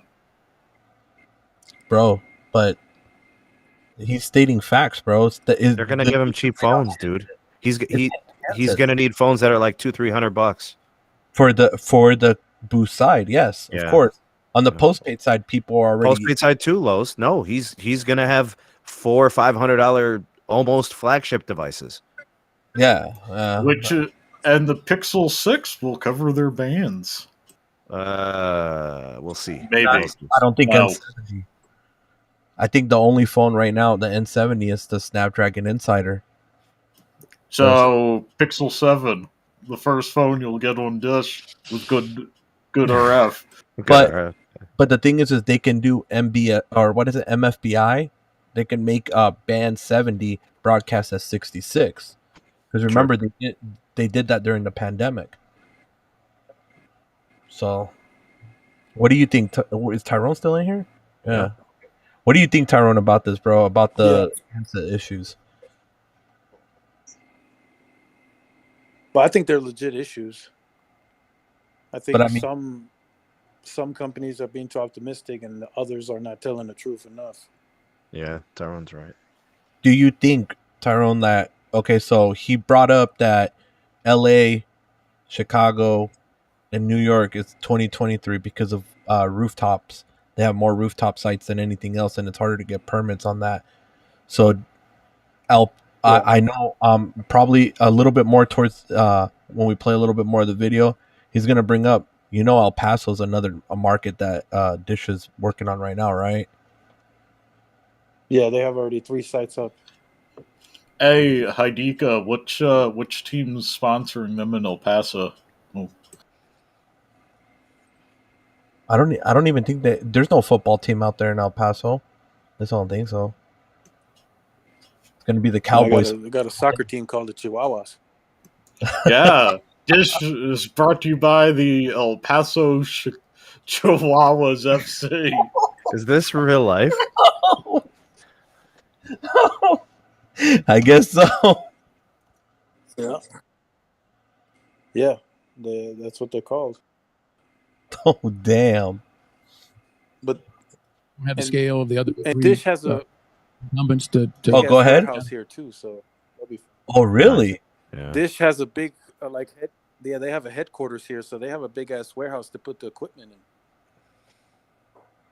in. Yeah. Hey Musa, what do you think about this handset issue? You know, it is what it is, man. I mean, everybody's having the same issue. Apple is having issues, right now. I mean, this iPhone on September 24th is going to be probably the hardest iPhone to get. I'm telling you right now. Don't even expect it to happen, man, until like at least January of next year. You're probably going to get a phone. No joke. January. He mentioned the cell site equipment.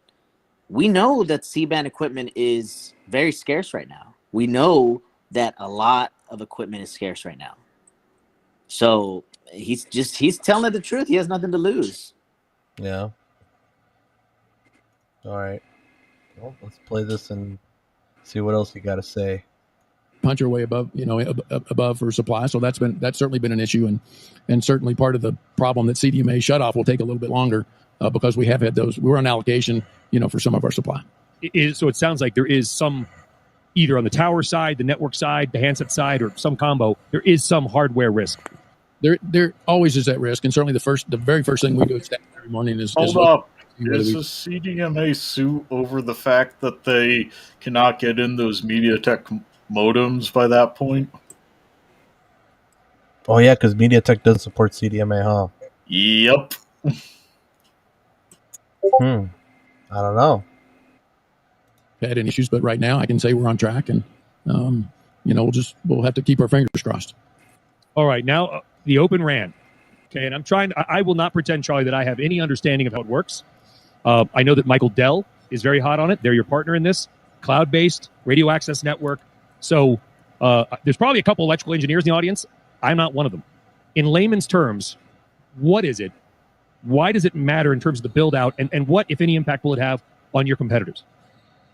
Well, it does kind of three things. It first of all breaks apart the radio and the baseband processing, and that's controlled by the Chinese vendors and Nokia, Ericsson in the United States in our networks. And so if you want to make a change, you have to go to Nokia and Ericsson, and it takes them a while because a lot of their software has to be compatible with 4G, 3G, 2G, and everything else.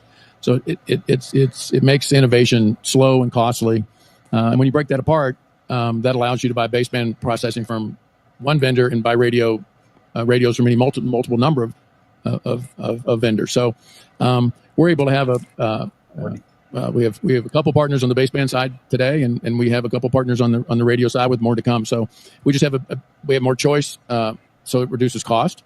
Second thing it does is you're able to use a eCPRI and what we call an X split. In our case, it's 7.2X split, which means that our radios can talk to each other without having to go back to the core, so just more efficiently. And then the third thing that's just no analyst has ever picked up on this yet, but the other thing that it does is we're able to use the RIC card, the radio intelligent controller, and use software there that we can start treating everybody our network differently. For example, somebody going 60 miles down the highway is different than somebody using a phone here. But networks today are not intelligent in that sense, and everybody in terms of the network is trying to treat it the same, no matter what you're doing. And of course, traffic patterns are different during the day. And so by using that intelligence and it being in the cloud and using machine learning, artificial intelligence, we can start becoming a much more efficient network, which saves cost, and we can innovate. So we're building something materially different. I would say, I've said this publicly many times, but we're building Netflix in a Blockbuster world. So what do you think about that, bro? Bro, he loves that analogy. He's always calling back to that. I don't know if it's true. That's one of those wait and see things.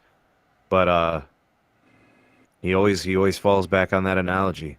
He wants Because to be the Netflix he loves his Blockbuster. Now, mind you, Netflix originally wanted to be the Blockbuster streaming service.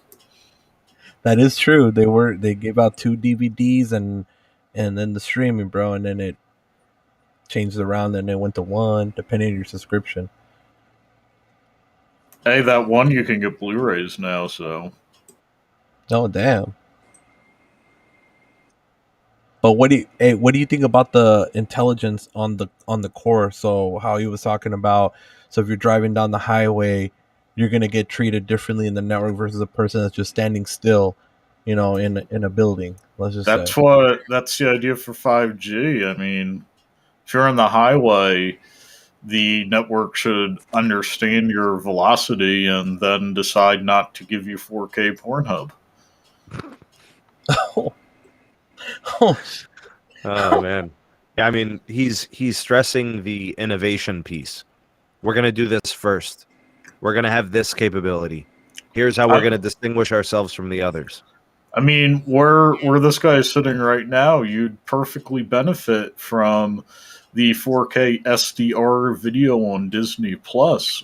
But in a car, your kids aren't going to notice the difference between that and 720p. Moose. Especially with that SDR. Moose, shot in the dark. Who is Charlie Ergen speaking to right now? Verizon, T-Mobile, specifically T-Mobile. Yeah, but what type of people is he speaking to? The engineering team. Hey, for the most part, doing speed tests going down the highway on T-Mobile, I'm on N71. I pull off the highway, I'm on Bane 66 or N41, so... Tyrone, who is Charlie Ergen speaking to right now? Who is the audience? Yeah, that's interesting because that guy said there's really nobody in the audience that's knowledgeable of what he's speaking of. Yeah, but who is he speaking? Who is he targeting? T-Mobile. I think you guys are missing it. In my opinion. I know who he's targeting. Investors. Everything he's been talking about is towards investors. He's trying to convince people to invest money in his company. He keeps talking about innovation. He keeps talking about how they're going to be different. What does everybody keep saying about AT&T? What does everybody say about T-Mobile? One company is archaic and old-fashioned, and it's all old money. T-Mobile's the growth company. He's coming in trying to be that disruptor, that difference maker, that innovator. He's speaking to investors all day long. Yeah. Hey, and at $43.1 a share at Dish, they need all the buffering they can get. Exactly, NR. Speaking to shareholders, that's right.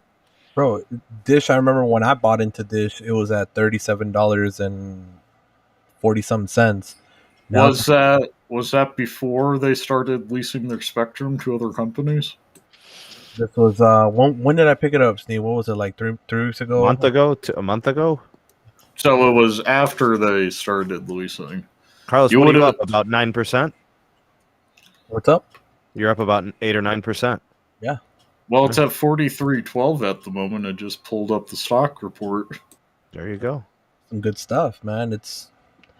Do you guys see Dish stock being a $70 stock, let's say in about a year and a half's time frame? Once they show the network strategy and they show the network deployed and what it can do. I don't know if I don't know what type of commercial network he's building. Everything feels geared towards enterprise, business, agency, boost. Boost.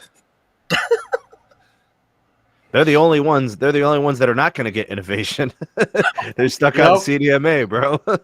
He's trying to get the $100 MediaTek phones right now.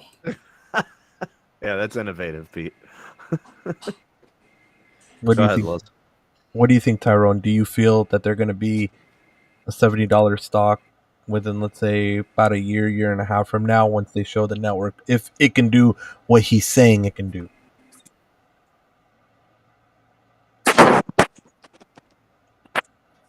Whoa. You there, Tyrone?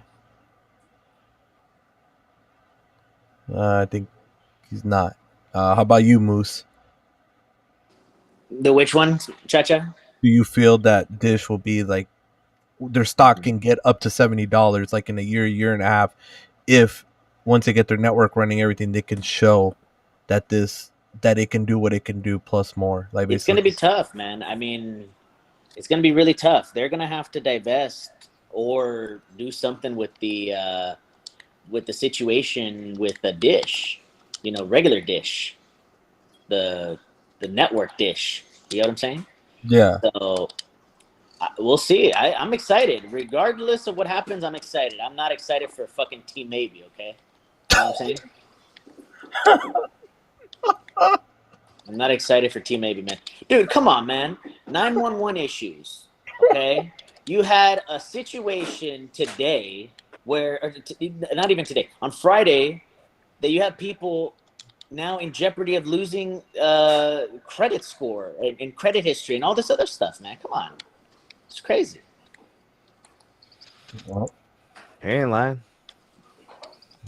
It's not that Blockbuster didn't work; it did. But all Netflix did was take all that video, so to speak, from a Blockbuster store and stick in the cloud. And as soon as they did that, the world changed. Suddenly, you didn't have late charges. That's a pretty good consumer feature. Suddenly, you could take your TV with you wherever you went, including my hotel room here, right? So the world changed, and suddenly you could make a change to your whole network overnight and produce a different feature. So to your customers, you can't do that in networks today, and that's what we're building, and that's why ultimately people will say that the merge of Sprint and T-Mobile, I think ultimately will be proven to be a good regulatory decision. Although, a lot of it depends on us executing and being successful. And if not, then if we can't make it, Sprint probably wasn't going to make it either.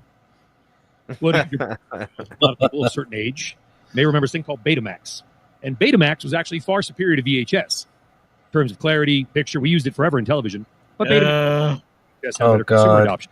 I'm sure if I was a legacy vendor or network operator here, I would say, okay, Charlie, you're making it sound all great because it's new, but our systems work. We know that. This guy doesn't know Laserdisc. And we know the systems today work. And my hats are off to Verizon, AT&T, T-Mobile, because when COVID hit us 18 months ago, their networks were challenged in a way that none of them expected in a very, very short period of time.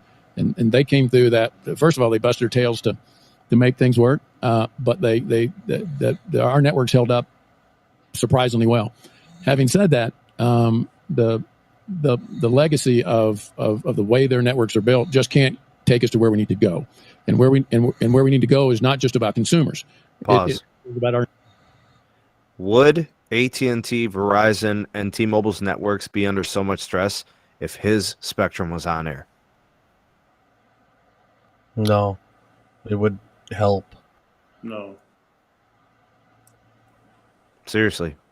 If all of his AWS, if all of his low band is 600, 700, if that was on air, we would not have stressed networks and congested networks. Facts, bro. Facts. Laserdisc. Holy crap. Can't believe you have it. I know. He just pulled it out of the crate, bro. You still got the Panasonic player to go with it? It also does DVD.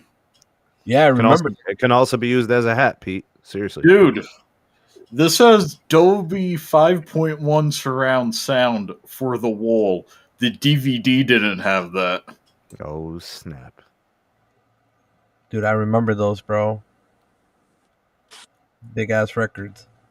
But other than that, bro, I mean, this is gonna take to the interview. We'll put the link in the description on the rest of this.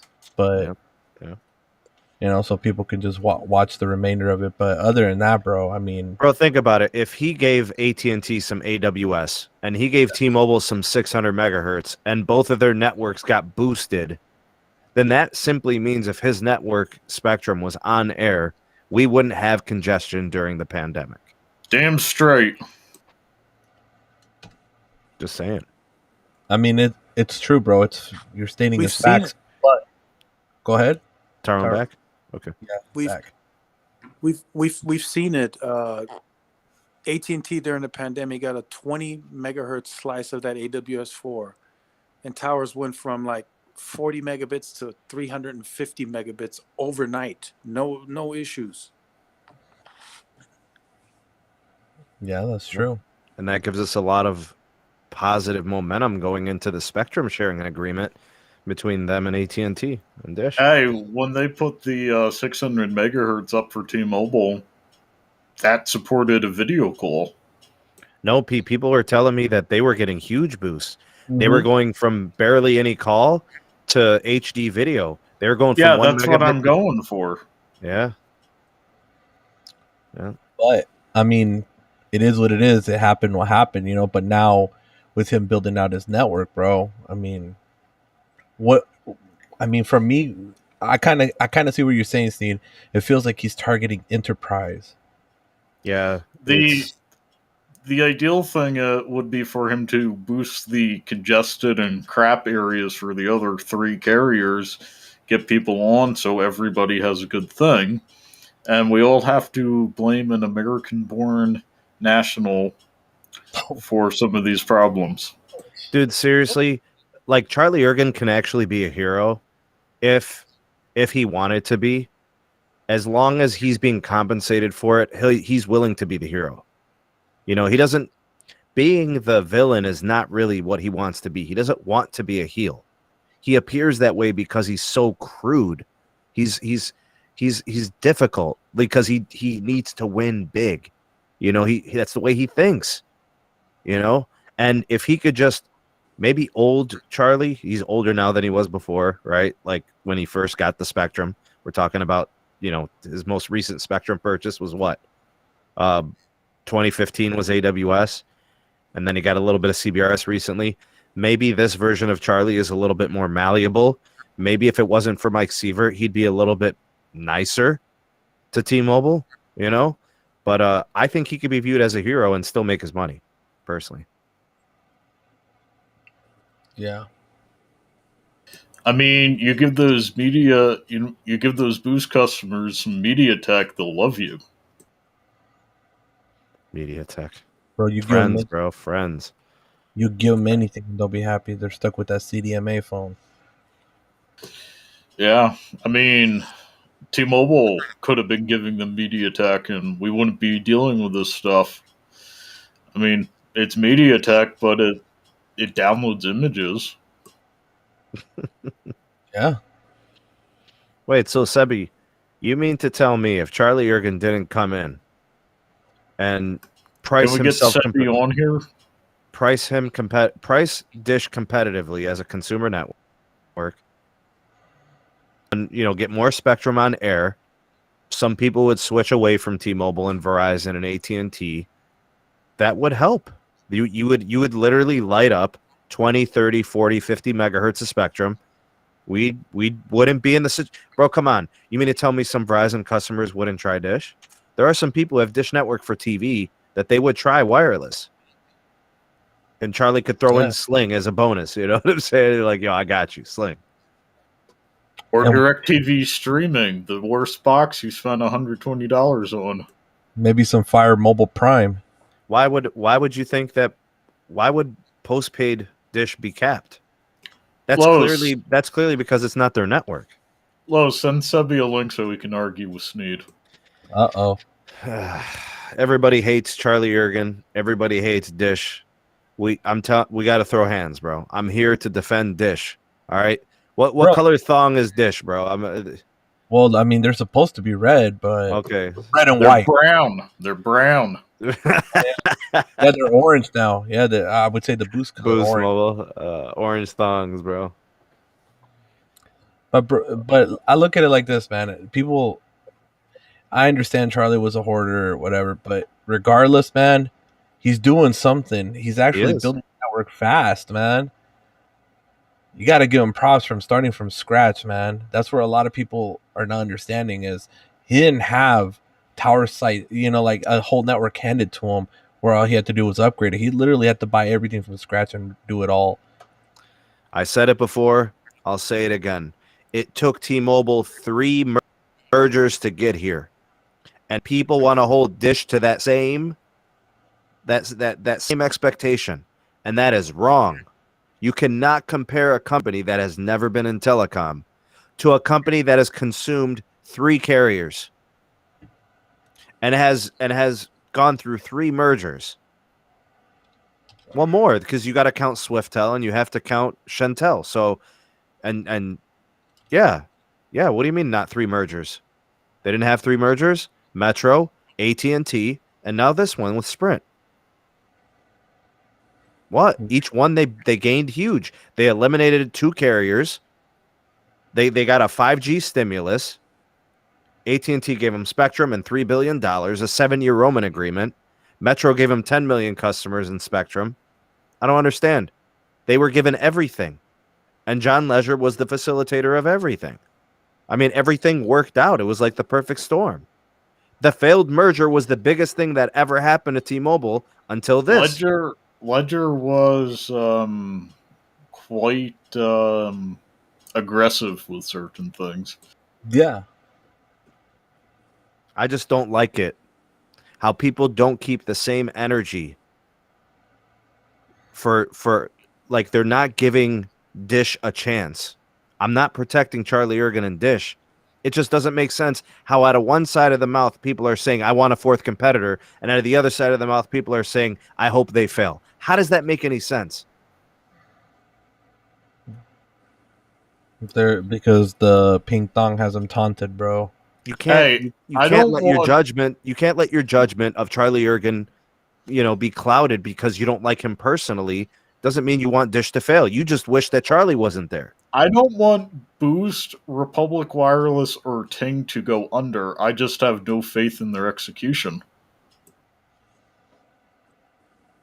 Well, the thing is, bro, he hasn't been too public on what he's planning on doing, and we're used to T-Mobile being public about everything. Like, we're gonna do it this way, we're gonna do it that way. This is what we're gonna do. We're used to that, bro.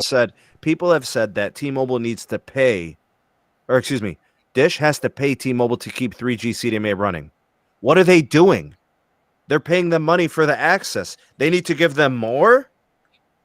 What type of tomfoolery is that? On what planet do I have to pay you to pay you? Does that make any sense? I have to pay you to pay you? Please, man. Please. Hey, I'm going to speak for myself. I don't think I ever said Dish should pay T-Mobile for No, not you. I CDMA. said somebody else proposed that. Somebody else, not Pete at all. Yeah, that's a bad idea because Dish is already paying for the data on that CDM spectrum. I literally somebody said Dish should pay T-Mobile to keep running CDMA. That was a legit thing. They already are. Yep. Sebby seems to be too busy to argue with us. Oh damn! I love Sebby. We'll never agree on this, but that's still the homie, though. Oh yeah, right. But I mean, we just got to give him a chance, bro. It's who knows, man. When the network works, it might work great. We don't know. We got to wait and see and find out and give it a shot, man. It doesn't hurt to give something a shot. Well, I could tell you one thing: as each day passes by, Charlie's getting smarter. He's starting to shop around. He's getting better MVNO deals, as we've seen with AT&T. He's going to Asia. He's going to Asia. He's. I'm not saying he's calling BS on T-Mobile, but he technically is. He's like, wait a minute, I'm getting fooled here. Let me go talk to this guy and let me go shopping around here and let me see if I can get a better deal. And that's exactly what Charlie is doing. He's not going the traditional way. He's going the complete opposite. He's going the innovative way. And everything they do is going to be completely different and innovative, I feel. So I want to address this. Garen brings up a good point. Dish had 10 years of a chance and did nothing. In those 10 years, T-Mobile went from 11% market share to 17%. Yes. So you're telling me Dish had a chance? Well, keep in mind, Sprint was actively failing. They were actively looking for a merger the whole decade. T-Mobile was actively looking for a merger the whole decade. And you're telling me Dish should have been going in against AT&T and Verizon? Keep in mind that as of the last LTE auction Sprint spent heavy on, they ended up with more spectrum total for LTE than Verizon. Yeah, but they had more than Verizon did with just the clear wire. Yeah, so they were they had spectrum to deploy, and they They did wouldn't nothing. build. They wouldn't build. Right. They wanted to be a regional carrier. Yeah. Okay, But so there was no space Sneedman. for a fifth carrier, so Sneedman, Facts. are we gonna tease the nuke? Why are you doing this People to me, have been Moose? asking, bro. People We're have been not asking about dropping the nuke. We got to drop. I love when Pete says the nuke. It just sounds so badass. Why buy the spectrum? Because it was going to appreciate a value. Why buy businesses? Why buy homes? Why buy classic cars? Why buy jewelry? Why buy artwork? These are the same questions. He knew that the spectrum would appreciate in value. Hi everyone. What's up, Sebby? Why wouldn't Sprint want to sell their spectrum? Because that would drive the value of their company down. They couldn't sell their company if they didn't have the assets. It's all an asset play. Charlie was looking to sell spectrum if he got the right price. If Verizon went and said, "Hey, we'll pay you for your AWS," they would have took it if the price was right, and we wouldn't be having these conversations right now. By the way, good commentary on Kazi, $5 super chat. Almost everybody is already treating Dish Wireless as another Sprint 2.0, even before it's been alive, which is unfair. Hey, I'm not saying it's Sprint 2.0. I'm saying they're selling the moment they can. Well, my opinion about Dish is they can be a competitor, but the issue is itself the execution. For example, Boost Mobile was pure execution. They capped all their customers when before was unlimited data. That was pure execution. Why are they non-competitive in the urban unlimited market? I mean, for example, before, T-Mobile gave them unlimited access, but they choose simply to cap it with Boost Mobile. Sebby, it's more expensive. They're not the mobile network operator anymore. Boost Mobile's not Sprint owned anymore. Sure, but the thing is, check for example how much Dish paid T-Mobile. It was even when it was capped, they paid like 50 million. I think it was 100 million was said. The estimates, not much compared to what's going to the new agreement with AT&T, and we don't know how much they're going to pay AT&T with, or if they will give unlimited data, or they will cap it as well. Yeah, it would be pure speculation for us to say that they'll do those things. That's true. 75 gigs unlimited. Yeah, that's why like so far, Boost Mobile has been pure execution all over, nothing more. That's why I said, like, I'm a skeptic, but this still could be better. But it depends on what they do in the postpaid. But right now in prepaid, it's pure execution so far. So far we only have to wait till they launch their network for postpaid and test it out and see how it goes.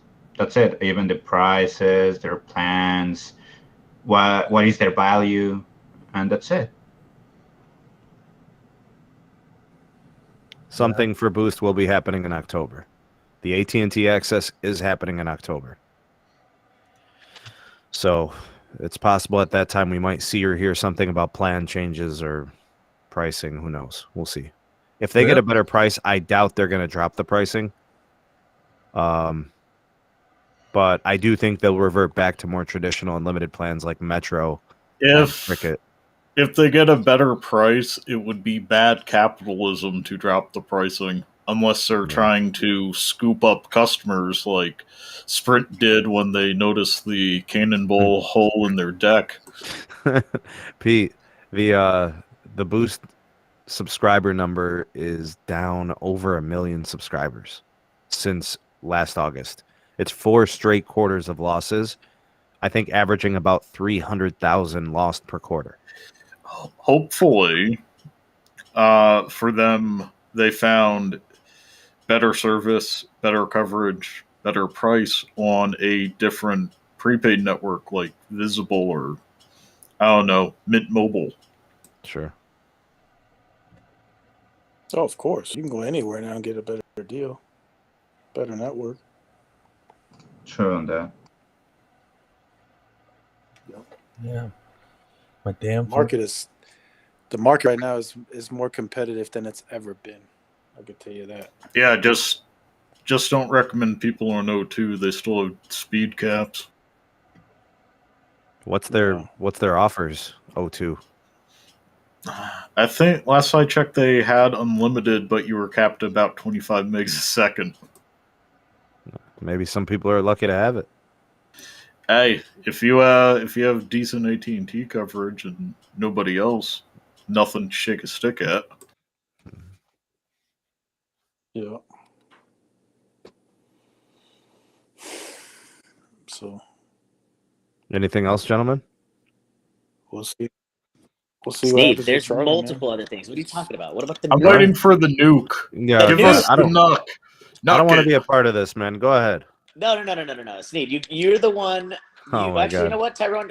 Why don't you talk about your video from today? Maybe Yeah, that please might be- run us through the nuts and the bolts of it. Yeah, so Tyrone, talk about the video from today. That'd be best. Yeah, I mean, so what I said in the video is, what if AT&T launched taxes and fees? Would that essentially move the needle to where the market is all of a sudden going to jump towards AT&T and say, let's go, let's get you to a $40, $50 stock in the midterm? That's essentially what I covered in that video. So you're saying that it would be a stock play. It would be a way to change the market perception on AT&T to show that they're a growth company. I think so. I think that's what they're aiming for. I think that move only accelerates growth. They had 4 quarters of big growth already. So that move coming potentially is, it just accelerates the growth. Maybe they can post 1.2, 1.3 million lines added in Q4 or, whenever. Well, 1.3 or 1.4 million lines added, 1.3, 1.4 million added lines in today's mature market would be the equivalent of when T-Mobile was adding 1.8 million on some of those quarters. Correct. Yeah. So I think that's what they may be shooting for. Who knows? But then again, as I said in the video too, maybe the market may look at it as a negative. What about the margins and the profit if they eat that cost? Pete, what would you say if they got rid of tax and fees? I was thinking one thing, but Zachary Webb pointed out that they're making too much on their admin fees. But if they did get rid of the taxes and fees, we'd be looking at plans like T-Mobile Elite, AT&T Elite and Magenta Max differently. We'd be like, okay, these have course parity. Now, which network sucks more in the area you're living in, and not, if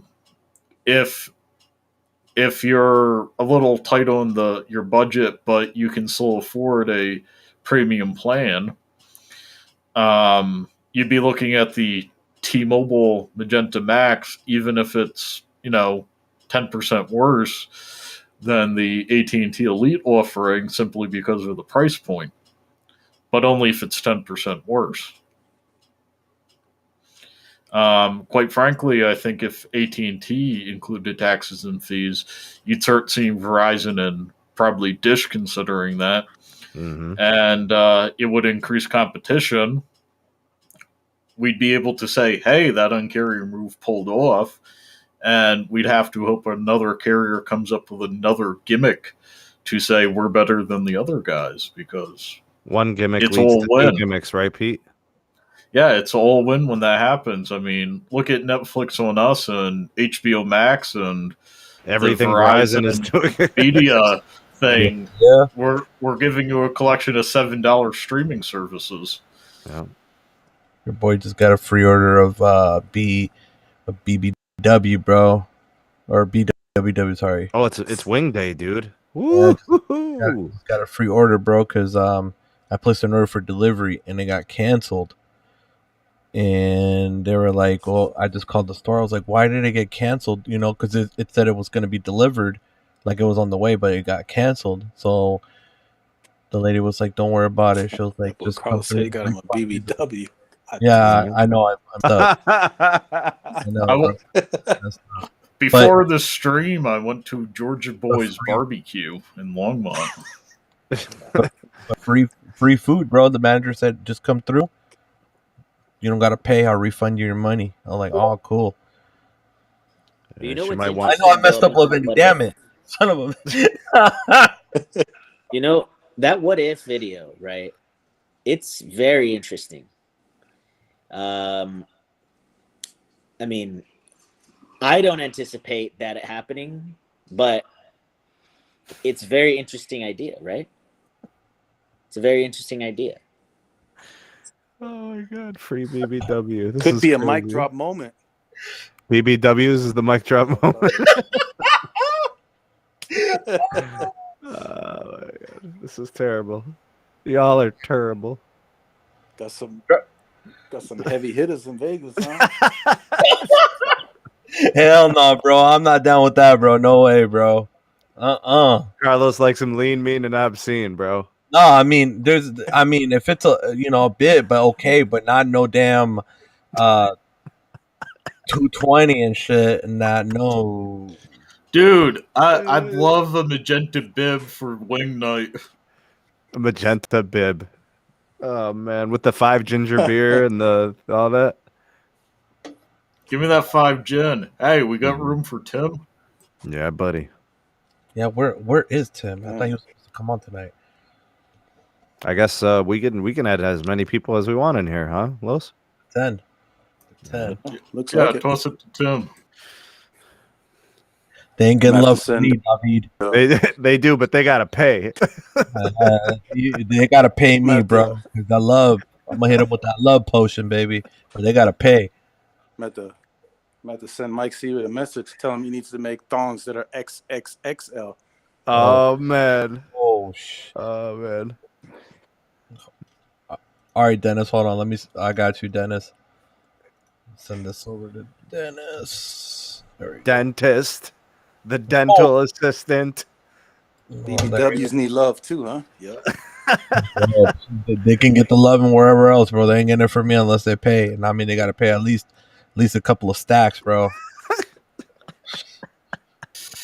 2,000 5 minutes. Bro, I gotta change the rating on this episode, man. This is crazy. Wait.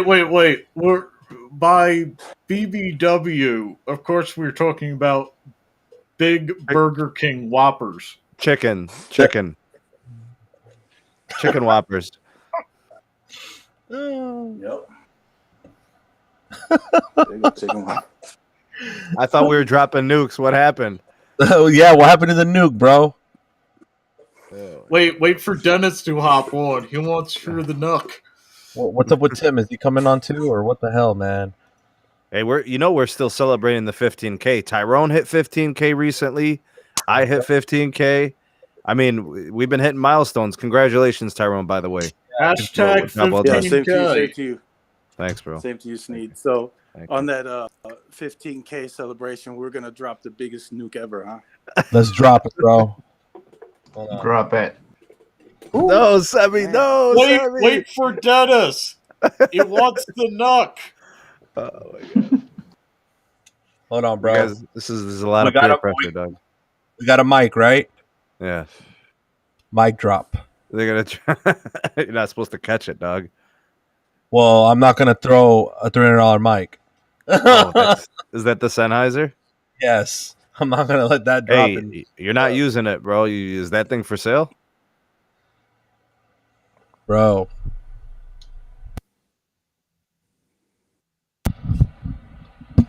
Now, is it for sale? Bro, that thing's more sensitive than the other one. Oh yeah. God damn. How does that sound? It's, heavy. Like That thing's butter. got- Huh? Sensitive.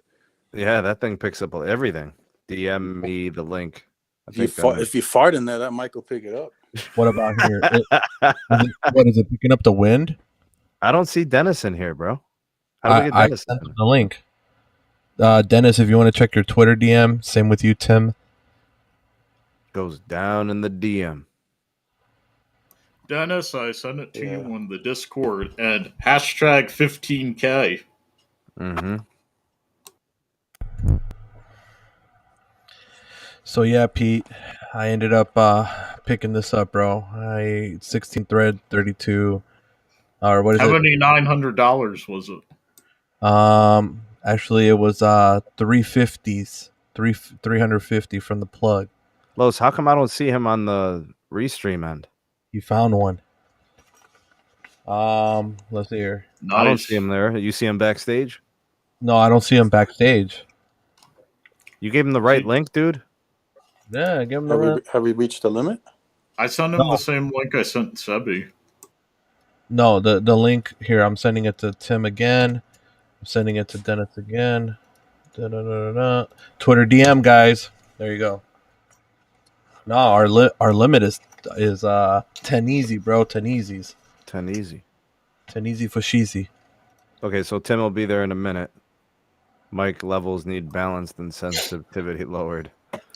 Hey, not gonna lie, I'm not gonna be complaining about paying $720 for this. Hold on, Moose. Was there anything else we wanted to cover before we get off track too much? The nuke. I honestly have no idea. I mean, there was so much that we were talking about earlier. I mean, the C-band news was huge. The nuke drop. The nuke is going to be interesting. Whether you slice it, dice it. I mean, that's going to be next level nuke. You know, so. You know where it all got confirmed? I don't know if you know about this, Carlos, but today there was a cellular expo in Vegas at the Caesar's Palace. Really? All the analysts were there. Yes. Whoa. How long is this expo for? I wasn't aware of this. Carlos, I don't know. I got you just live got a in that picture city. from Bro, Jeff. how many days is it for? Moore. I don't know. I have to ask him. Bro, it's happening in your backyard, dog. How'd you miss this? This is what you do, bro. Because I've been busy making money, bro. That's why. You feel me? And ordering the B-dubs. How do you think this is? Come on, bro.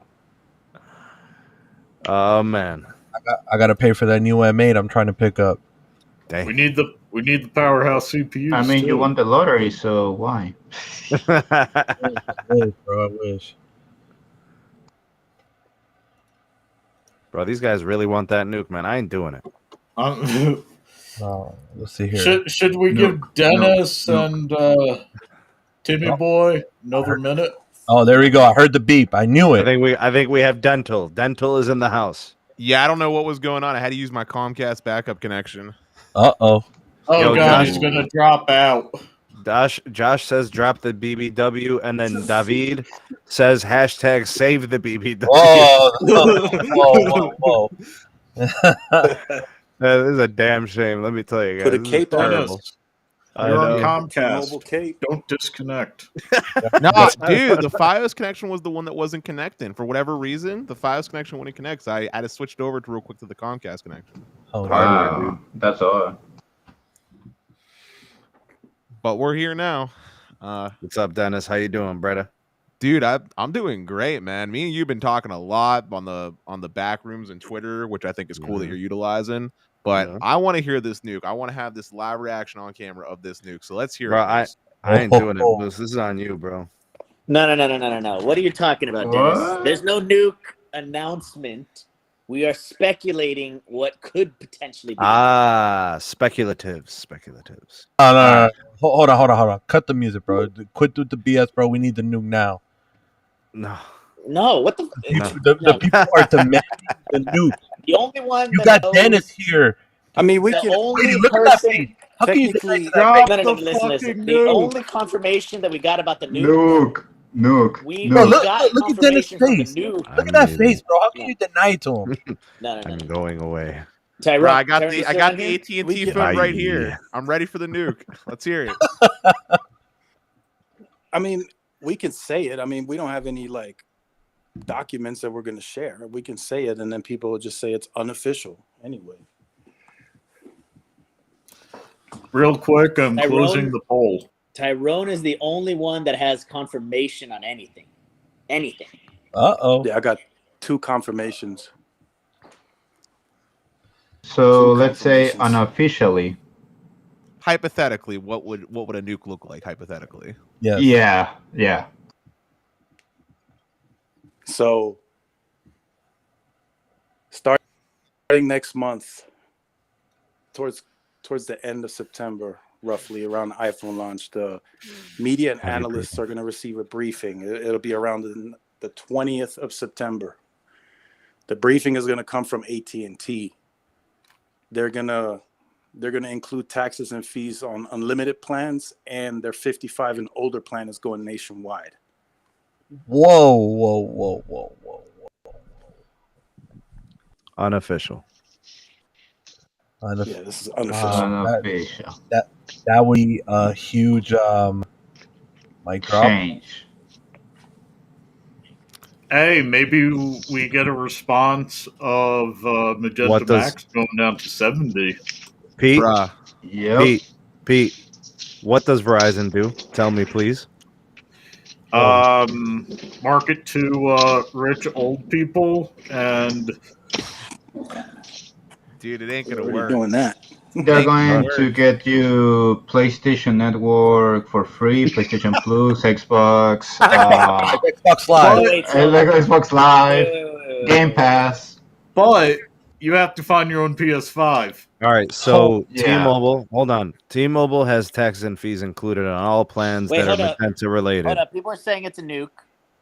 I want to know if this unofficial news that Tyrone's mentioning is actually nuke. It is a nuke. That It is is a absolutely a nuke. That is gonna. That's gonna. Fires at Verizon. So that means This is the entire market, the entire industry shifts It's with changing. that move because Verizon will have to do the same thing because T-Mobile is the growth company, AT&T is the new growth company. What does that leave Verizon, who has been essentially not growing for years? A boomer. So I'll just say real quick, this move, if it actually hypothetically happens, is gonna save me like $30 or save my family like $30. Major. AT&T. That's major, right, Dennis? Yeah, it'll bring our AT&T bill down for unlimited elite to so Dennis, less than T-Mobile Magenta. So Dennis, do you need your Magenta line anymore? If I wasn't doing this, Tell me the truth. Tell me the truth. I really don't need it. Because I know how good AT&T is to you. You know, I know that about your access. I know. Real talk. If we weren't looking at cell phones and whatnot here, how many of us would only have one carrier? I would have one carrier. Me. I had two carriers prior to doing this. But, I mean, so far I have only 2 carriers right now. But honestly, I'd probably only have one. Yeah, if I wasn't doing this, I'd probably just drop down to one. And it's not because of everything that's happened so far with T-Mobile's bad coverage, but it's because of the whole Experion hack, which we talked about yesterday. Because Sneed and gang, I actually called T-Mobile tonight. Ooh. I called them up. And dude, they're training their reps to downplay this. They were like, hey, we didn't actually get hacked. You know, it's not so bad. They didn't get the information. It's all rumors and speculation. No, I swear to God. And listen, I demanded a credit, and they were like, we'll give you a $25 credit, not because of this, but for your loyalty. Oh, man. That's insulting, man. Mm-hmm. Yeah, it Carlos. Yes, Tyrone. The expo ends tomorrow. The expo ends tomorrow. Okay, so I gotta go tomorrow then. But yeah, I mean, I dabble with the idea because if I threw my line on my dad's plan, it would only cost like, I don't know, $20, $30 to add on my line to my dad's plan. Our bill would literally be about the same as what we're paying with Magenta Max. This is exactly the point. The AT&T billing, it like the whole game changes. That's been their biggest problem, has been fees and bill changes and fluctuations. Do you guys think that stabilizes with a move like this? No. I still think there's problems that are going to be had because it's especially billing. Yeah, no. But what I'm saying is when the bill changes by $1.17 each month, like that's gone. The whole idea of your bill being $365 one month and then $363.56 the next month. All that stuff doesn't happen anymore because the tax and fees are included. No taxes and fees doesn't mean they're not going to triple pay you for that iPhone 10 you bought last week. Well, what about the property tax? Is it going to be gone too, or is it going to be taxes device formatting minus property tax? No, it's going to be included in your device finances. Oh shit! Yeah, they're gonna. Well, it used to be a 30-month installments. Now it's going to be 36. I mean, I don't know. No, it's going to be 72 for the full 3, and they'll arbitrarily bump it up when they need taxes. Oh no! I'll say this, Sneed. If AT&T, like, this is pretty big, but I wouldn't call it nuclear per se. If AT&T wants to make it nuclear, they actually have to update their whole like app and like user interface experience for the consumer. Hold on a second. It's going to cost billions. When T-Mobile did this, it was a game changer. Now a carrier with a bigger, more uniform network does it, and it's not a game changer?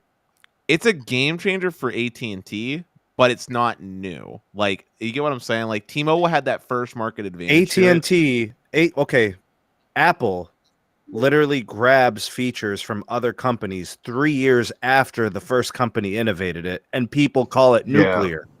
Yep. Fair. That's a fair point. It's not what AT&T is doing. It's the fact that AT&T is the one doing it is why I say it's nuclear. Because T-Mobile didn't make Verizon move. Hold on. T-Mobile didn't make Verizon move. This will make Verizon move if they do it. That's fair. That's a fair. That's true. That's true. Well, but I will give T-Mobile credit. AT&T wouldn't have done it unless T-Mobile did it first. Yeah, that's real. Yeah, that's true as well. Do exactly. So, pro tip from the SMT community, talking heads: if AT&T does include taxes and fees, do not finance your phone through them. Oh, at your own risk. Listen, me and Stephen have openly said this, but financing phones in general is something we're against with all carriers. We're all big proponents of buying outright unlocked, or if you are going to finance, go through Samsung directly. To Samsung or your. I'm not even exaggerating. Don't even buy your phone new. Buy Amazon. a 3-month-old phone off of somebody who has buyer's remorse off of eBay or Swappa. Seriously. No, this is the new thing going on right now, bro. Best Buy. I picked up my Flip 35G from there. You know how much I paid for that thing trading in the Note 10 Plus? $300.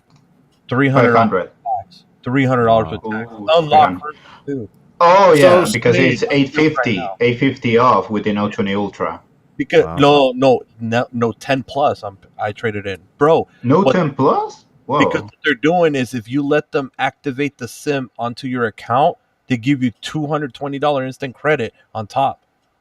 That's cool, dude. That's like how I got my S20.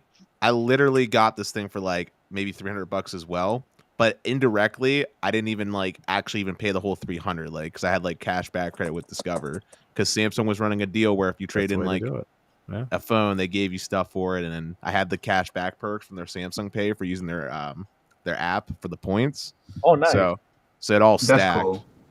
My Amex Business Amazon card will give me 12 months no interest financing on devices over $1,000, and my Google Store credit line will give me 18 months no charge financing.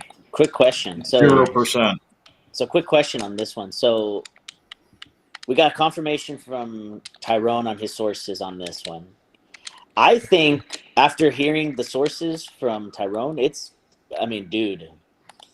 Yeah, I'm telling you, Dennis, this is nuclear, man. I mean, I've talked to it with Sneed. I talked to it with Tyrone. I mean, this is Sneed convinced me. Sneed convinced me because it will force Verizon, but I still think that there's work that needs to be done that AT&T needs to focus on. Because Sneed, did you see Stetson's video? I know you're part of the Patreon. Did you see Stetson's upload for him trying to Yeah. Like that biller, that whole core biller needs to be legit, just yanked out and replaced. Wait. That was a Patreon one? Yeah, he did the Patreon extra Dennis, content. the problem with the billing systems on any company is that it's not going to happen anytime soon if it works. It's multi-tens of millions of dollars. There's so many layers to that. Multi-millions of dollars, dude. There's no way. Especially like when especially when AT&T overcharges you for the AT&T TV streaming. Carlos, I remember. Mm-hmm. But I feel like what AT&T could do is for all their customers that still have these like really old like mobile share plans, like how we used to, bump them up to like something updated, so that way you can eliminate some of the SKUs or the plugins or whatever they need, and then just take advantage of like an acquisition, like for example, we saw Dish get Ting, right? Ting is well known for an excellent biller. AT&T could acquire an MVNO for their intellectual property. Maybe it's US Mobile. Just literally buy US Mobile and then just use what they're doing. So the what if moment, right, is that hypothetically, because who knows what's going to happen, but what if this proposition only is on the new plans? Because I've speculated this with Tyrone and Sneed here. If that is the case, so you're saying to encourage people to so you're saying everybody to encourage them onto the newer plans. Exactly, to consolidate the plans even further. Sure. I would only do it if they keep my discount that my dad gets, because we get a pretty. Is it an employer discount? Yeah, it's an employer discount from my dad's old job. Yeah, I don't see that. Well, remember what T-Mobile did when they started going to the whole like one plan of things, right? They got rid of a lot of discounts. Remember when T-Mobile made the switch to one? T-Mobile One Plus. But this isn't T-Mobile though. I know, but I'm just saying, if AT&T, we don't know what AT&T would do with the new plans, right? We don't know if they'd remove their signature program. But the last few moves they've made have included all. So that if we're just going off of recent trends, then we can say it's likely that they'll Well, if they do that, then legit my AT&T bill will be cheaper than my Magenta Max bill. Well, yeah, it should. It's a nuke. Yeah. It's a nuke. I mean, if they put it like the taxes and fees included like on the latest plans, it would be fine. It's like how T-Mobile did when T-Mobile One was around. You wanted to get the Netflix on us. You wanted to get taxes and fees. You had to get on a Magenta line. Well, T-Mobile One. T-Mobile One or newer. Yeah. They and they've done a nice job of pushing people off a simple choice and all that. Go ahead, Tyrone. Yeah. So Sneed, I just want to see if there's any takers. I think Hans is on the phone right now. Yeah. Because all the carriers have, they have insight and sure they know what's going on. So I think Verizon is going to respond with Paramount Plus. What do you think? Oh, that's a horrible response, though, Tyrone. Paramount garbage. I'm sorry. That's so bad. But wait, that's a response. If Verizon responds with another media streaming TV option, I'm literally porting all my lines out to AT&T that day. No, you're not. Verizon's good in your market. You're not. Verizon's too good in your market to do that, Sneed. They got literally millimeter wave everywhere. I know, but dude, if I'm gonna save $50 on my account, and HBO Max is pretty tremendous, and as soon as the fiber is ready, I'm also getting 25% off of my bill. I mean, I'm winning, dog. When all these pieces come together, I that's just how I'm looking at it. I'm looking at it as a they want to deepen the relationship. That's the new theme amongst these carriers and these ISPs. It's deepening the relationship. It's why Comcast and Charter are doing wireless. It's not because they're making money on the wireless. In fact, they're actually building small cells to try to offload some Verizon data, right? So to make that, because they're paying per gig. So that is because a lot of people may not know this, but Comcast and Charter, Xfinity and Spectrum Mobile, they're not profitable. They're lucky to break even. Those are business accounts. That's not wholesale MVNO. Don't be fooled. Those Verizon counts those as basically wholesale subs. They don't count them as MVNO in the traditional sense, right? They're not. The rate that Verizon gives TracFone is a lot lower than the rate that they give to Spectrum and Xfinity. Yeah, but Sneed, even though the actual line of business cell phone isn't profitable for Comcast, you got to Their remember cable is. their internet specifically, because they require you to have internet, right? And Yeah, that's like 90% profit margins. Like it's pretty huge. ludicrous. But that's and my also point. the overcharges that Comcast does. But that's my point, is they're locking you in. They don't want you going anywhere. You're less likely to leave if you have wireless and wireline. True. If they're good, yeah. Yeah, statistically speaking, the more lines of business you have with a company, the less likely you are to switch. That's why you always see companies be really big on bundling, right? Like before cell phones, that's why Comcast always wanted you to get your triple play, right? Your TV, your internet, and your phone, because you were less likely to switch. What about the security? True. Dude, does anybody actually use the security from Comcast? Like, well, No, here's something that Tyrone has talked about before, and I think this is totally true. For every person who gets T-Mobile home internet, Tyrone, what do they also want them to have from T-Mobile? Wireless. They attack them. Who is your provider for wireless, right? And they'll match and they'll beat whatever is going on, you know, and vice versa. You got wireless. Hey, do we offer T-Mobile home internet in your area? They send you a flyer. Dude, Feye sends me flyers all the time in the mail. Dennis, they go straight to the garbage. Here's another piece of information that I think you're Here, Optimum and Fios. So Dennis, we have the SMT corridor getting fiber this week, confirmed. Okay. What do you think would happen? Hold on. Teacher? Hold on. Is this real life? Are we this is a thing? It's confirmed, bro. It's confirmed. Confirmed. Okay. All right. We looking forward to F Day. I thought deployment was suspended because of these shortages. No. Come on, man. No, it wasn't suspended. That's on a mass scale, but not like it's been in the plan for months. Okay, but Moose, what was the question though? I mean, okay, look, this is the thing. The corridor is getting the fiber. You already know that there's discounts simply for having fiber at 25%. But it doesn't matter because the SMT is applying the teacher discount, right? So that's another, again, 25%.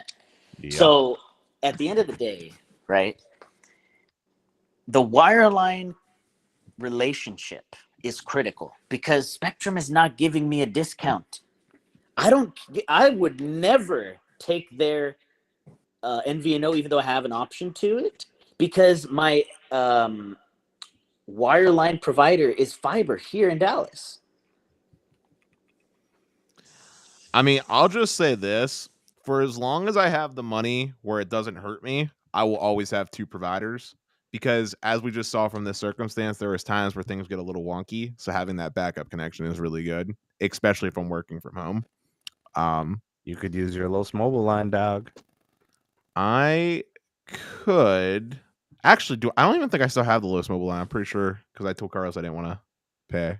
But what about your AT&T access? I mean, you're getting some pretty decent hotspot allowance. I could, but like, it goes back to what I said, Sneed. I know you don't agree with me on this 100%, but hardwired anything is, in my opinion, okay. Your hardwire fails, and you're not cool having a mobile hotspot as your temporary solution until your service is restored. You're gonna just sit there in the dark. Oh well, the only way my hardwire. Let me put it this way: the likelihood of both my hardwire connection failing is only if a power outage happens. Which, if a power outage happens, this thing is down too. Well, I'm not even talking about that. I'm just saying if you have one wireline connection, one fiber connect, and then you have a couple of lines, you know, you've got your two smartphones, they each have a nice allotment of hotspot. Oh yeah, no, I got 40. It's 40. Yeah, it's 40 gigs now on Elite. So yeah, I got 40 gigs on the Elite. So yeah, it's definitely a good backup. Yeah, no, I mean, I was using it when the power was out that one day. I told you I was watching the stream off my AT&T plan. So no, I've used it before when the power was out. I'm just saying, like, in order of operation, like, if it goes Fios connection is my primary for literally just about everything, including my security systems and all that good stuff. If for some reason the Fios connection isn't working because Verizon likes to just blacklist random IP addresses because I don't know, then I use the Comcast connection to circumvent it because first off, it's sometimes easier than using a VPN, but secondarily, VPNs have some degradation in performance. And then if the Comcast connection isn't working, that's when I use the AT&T connection. And if for somehow, I don't know, hell freezes over and AT&T doesn't work, I would use the T-Mobile connection. But that's my order. T-Mobile, trash. Oh, so even what if you put it by the window? Trash. Like literally, I could be outside. I mean, I just ran a speed test when I was doing this. I was getting 15 megabits per second at 11:16 p.m. Oh, so your signal's fine. It's just congested. Yes. So they need an upgrade at that site. How far is the site? Less than a mile away. Yeah, wow. You need N41, bro. He needs that GoatNet 41. Dude. Oh yeah, N41 and backhaul. And backhaul. Yeah, no, I mean, I said this before, but like I've been to N41 sites where the performance wasn't good. Like I went down to get my teeth cleaned, like just a normal dental visit, and I saw N41, 80 megahertz.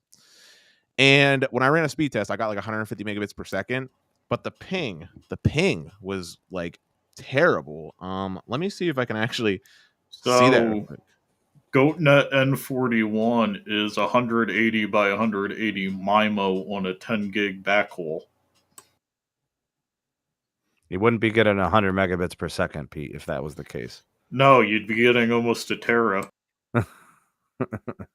No, you'd be capped at 10 gigs. Oh. Unless we got that some kind of trick question. Unless we got that Japanese fiber connection at 3.76 tera. They're doing that? Yeah. Yeah. Oh, my goodness. Dude, I'm just hoping, one of the things I'm praying for, because I actually want this to happen despite all the security things and all the trash I've been throwing on T-Mobile, I'm actually really hoping that T-Mobile does really well in Manhattan with their fiber project when they partner up with Pilot. And I'm hoping that they utilize all that tier 1 backbone fiber they acquire from the Sprint merger and actually start deploying fiber. Hold up. They started using it though. Hold up. You are saying, hold up. You are saying that T-Mobile is going to be doing something better than what Google Fiber tried to do? I'm telling you right now. I didn't say they would do it better per se. I'm just hoping. Either way, how you slice it, they have to do something better than what Google Fiber did, and I'm telling you. So, Google Fiber had taxes and fees, and they were doing it themselves. T-Mobile is partnering with a pilot which built a backhaul. At the end of the day, if they're partnering, that means they're not getting 100% of that revenue that is available. Yeah, but so what's their margin? But if they're well, I mean, look, I mean, this whole idea of partnering though is not that uncommon. Like if you go to places in Europe, where like say for example DSL, right? You'll have the person that ran the DSL line, but then there's like 10 other options that can share that main connection that goes up to the backbone. It's a very effective business model that can work, and I'm hoping that for T-Mobile, it's small, Dennis. It's a small business operation when you do it like that. It could be, but I'm saying that in combination with the fact that they have their own backhaul from the Sprint acquisition, maybe they can do something here, you know? They can. Yeah, they can. It all depends on how it goes, honestly. I want to go back to something Dennis said. Dennis said, you know, I've been throwing trash on T-Mobile for the whole data stuff. You need to, or else they won't change. They won't stop getting hacked if there's no uproar. If we all said it's okay, it's okay. You just stabbed my left arm. It's okay. Just make sure, you know, don't stab my right arm. I just need at least one good arm. Like you know what I'm saying? Like if there's no pushback, there's going to be no change. No change. So I'm happy. Like Sebby's been able to find a lot of information. You know, we had the discussions yesterday and the day before. Sebby, with this, Sebby and I are currently at the point, and you can correct me if I'm wrong, but we're looking at habeas corpus.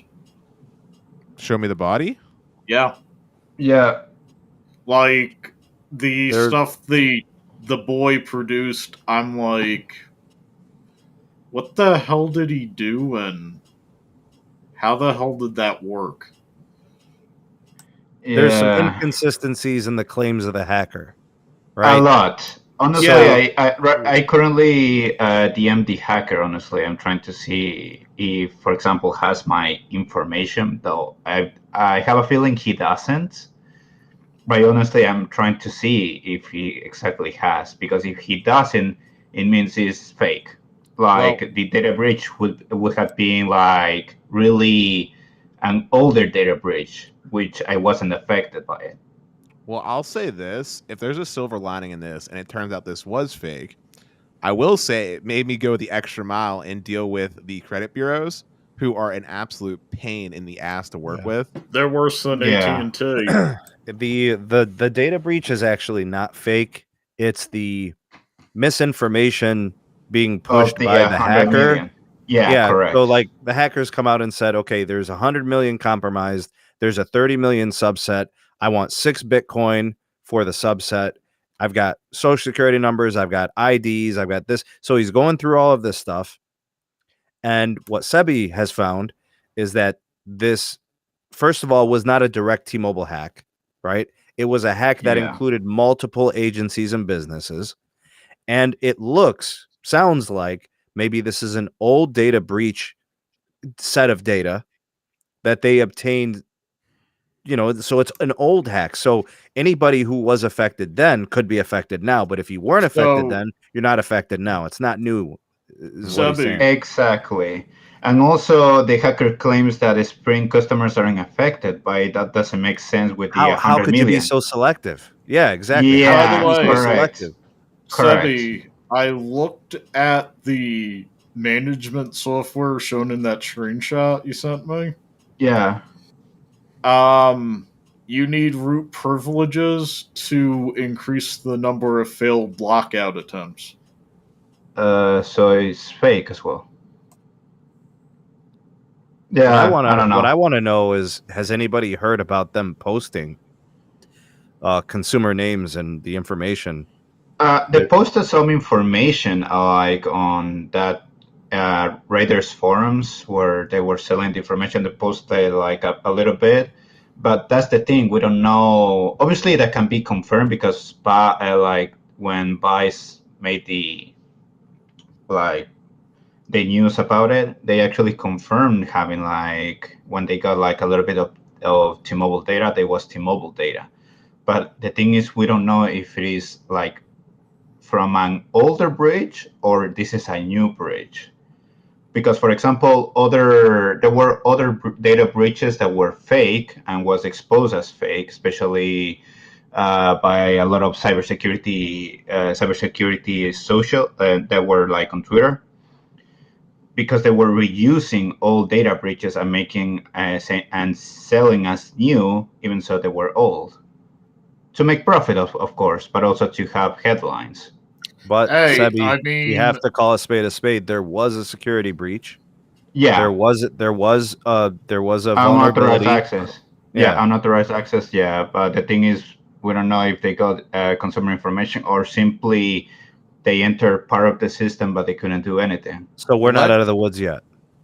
Correct. Let's hope that it's not bad, because honestly, I think throughout all of this, we've clearly seen that T-Mobile was not prepared to handle any of this. I'm hoping it's not bad, and I'm hoping even if it's benign, we get a security conversation going, and all carriers end up fortifying their securities. Not even just carriers too, but we need to take a look at core infrastructure as well, like electric companies, water companies. These types of things also need to be secured, because realistically speaking, I know this is going to sound like super like World War III tinfoil hat, but the age of warfare has changed, right? America has pissed off people, and foreign entities are going to do cyber attacks on us. It happens all the time. Like my IP address for Verizon I have threat management set up so I can see like when people try to do, scans for open ports, etc. They're coming from Russia, Ukraine, China, all over the place right now. Obviously, I've done things to harden my network, which I'm sure the Bearded Dragon has also done, such as just doing blocks on those IPs. But if it's happening to me, little old me, random nobody, it's definitely happening to core infrastructure that's crucial to the U.S. So that's actually where they want to be. They want the core infrastructure because of the volume, right? Yeah, larger networks have tons of information. Yeah, sorry, go ahead. I'm to the point where if I could legally do it, if I get rapidly pinged by IPs on the other end of the world trying to get into my system, if I could legally do it, I would install crypto mining on their system. Or just DDoS them. I mean, crypto mining. I mean, honestly, right now there is like a current like event in cybersecurity where if you have like a Synology NAS, there's like some hackers trying to get into the Synology NASs and putting like a malware to be so the NAS is on a botnet. So at the moment with my system, I have to hard code an incoming exception. Oh, so you're only the allowed user to enter. What was that? No, I mean you put it like that exemption to so you only are. I mean you're the only one who can access the network. No one else. Only that device. So it's set up at the moment where only callback requests can get in. I know it doesn't protect against man in the middle, but we don't engage in sus places where man in the middle happens often. Yeah. So yeah. As far as the NAS, by the way, that's the thing the hackers are always looking for. I'm not going to name the port that they're searching for, but they're looking for the port that my security system footage is being backed up to, and that's what they keep trying to basically do a pinhole attack on. And Bearded, similar to you, I've done things to basically help that from happening, such as creating a VLAN and isolating it off of my core network. So that's good. I'm going to be setting up a NAS at some point in the future. The devices that will have the NAS attached will have an Ethernet port, and it won't be a VLAN. It will be a isolated offline LAN. Well, the reason I don't have that is because I like still having the ability to actually view my footage, say, off the phone. You know what I mean? So if I don't trust my stuff that much. Well, I figured if I separated it from the core private network, then even if they did break in, they wouldn't. And there's also the honeypot. Don't forget. Even if they did break into that NAS, it's just security cam footage of the outside, and it wouldn't be able to impact anything that's on my core network, like my PC, for example. For me, they would have to find an operating system exploit to pivot to that network. Yeah, that's a vulnerability that could be found with people know I have a Dream Machine. Yeah, that's a possibility. But look, the point is, and this is the rule with security, right? Nothing is infallible, but you can make yourself not low-hanging fruit, right? I've hardened my system to a point that's true. On a level of security that doesn't necessarily prevent me from doing core things that I value from a performance standpoint. Mine's basically an unripe mango. Gentlemen, we're done. I got work in the morning, man. First day of school, dog. All right, good luck, Steve. Thank you for having me. Have fun. Have fun at school. Man. You know what I gotta play? You know what I gotta play, dog? DJ, kick the music. Cheers. Hashtag 15K. And the next important one. Hashtag Fiber Day. Fiber Day.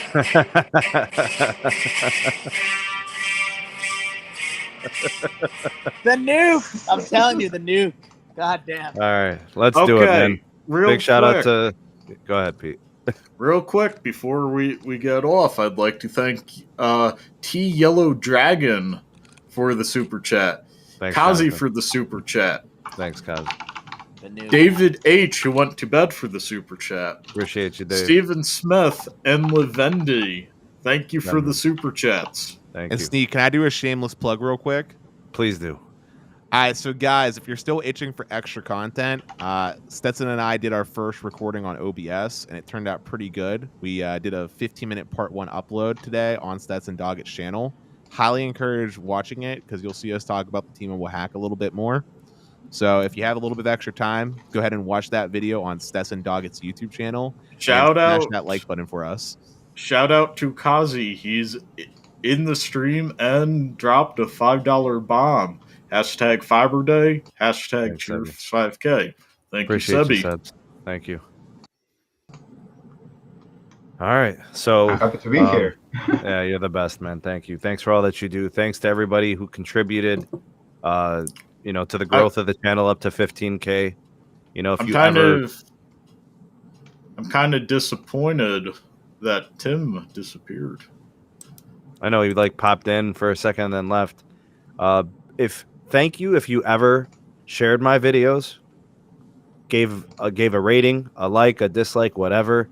If you ever made a donation, if you ever commented all your views, anytime you've offered, your support to the channel in any way, thank you for that.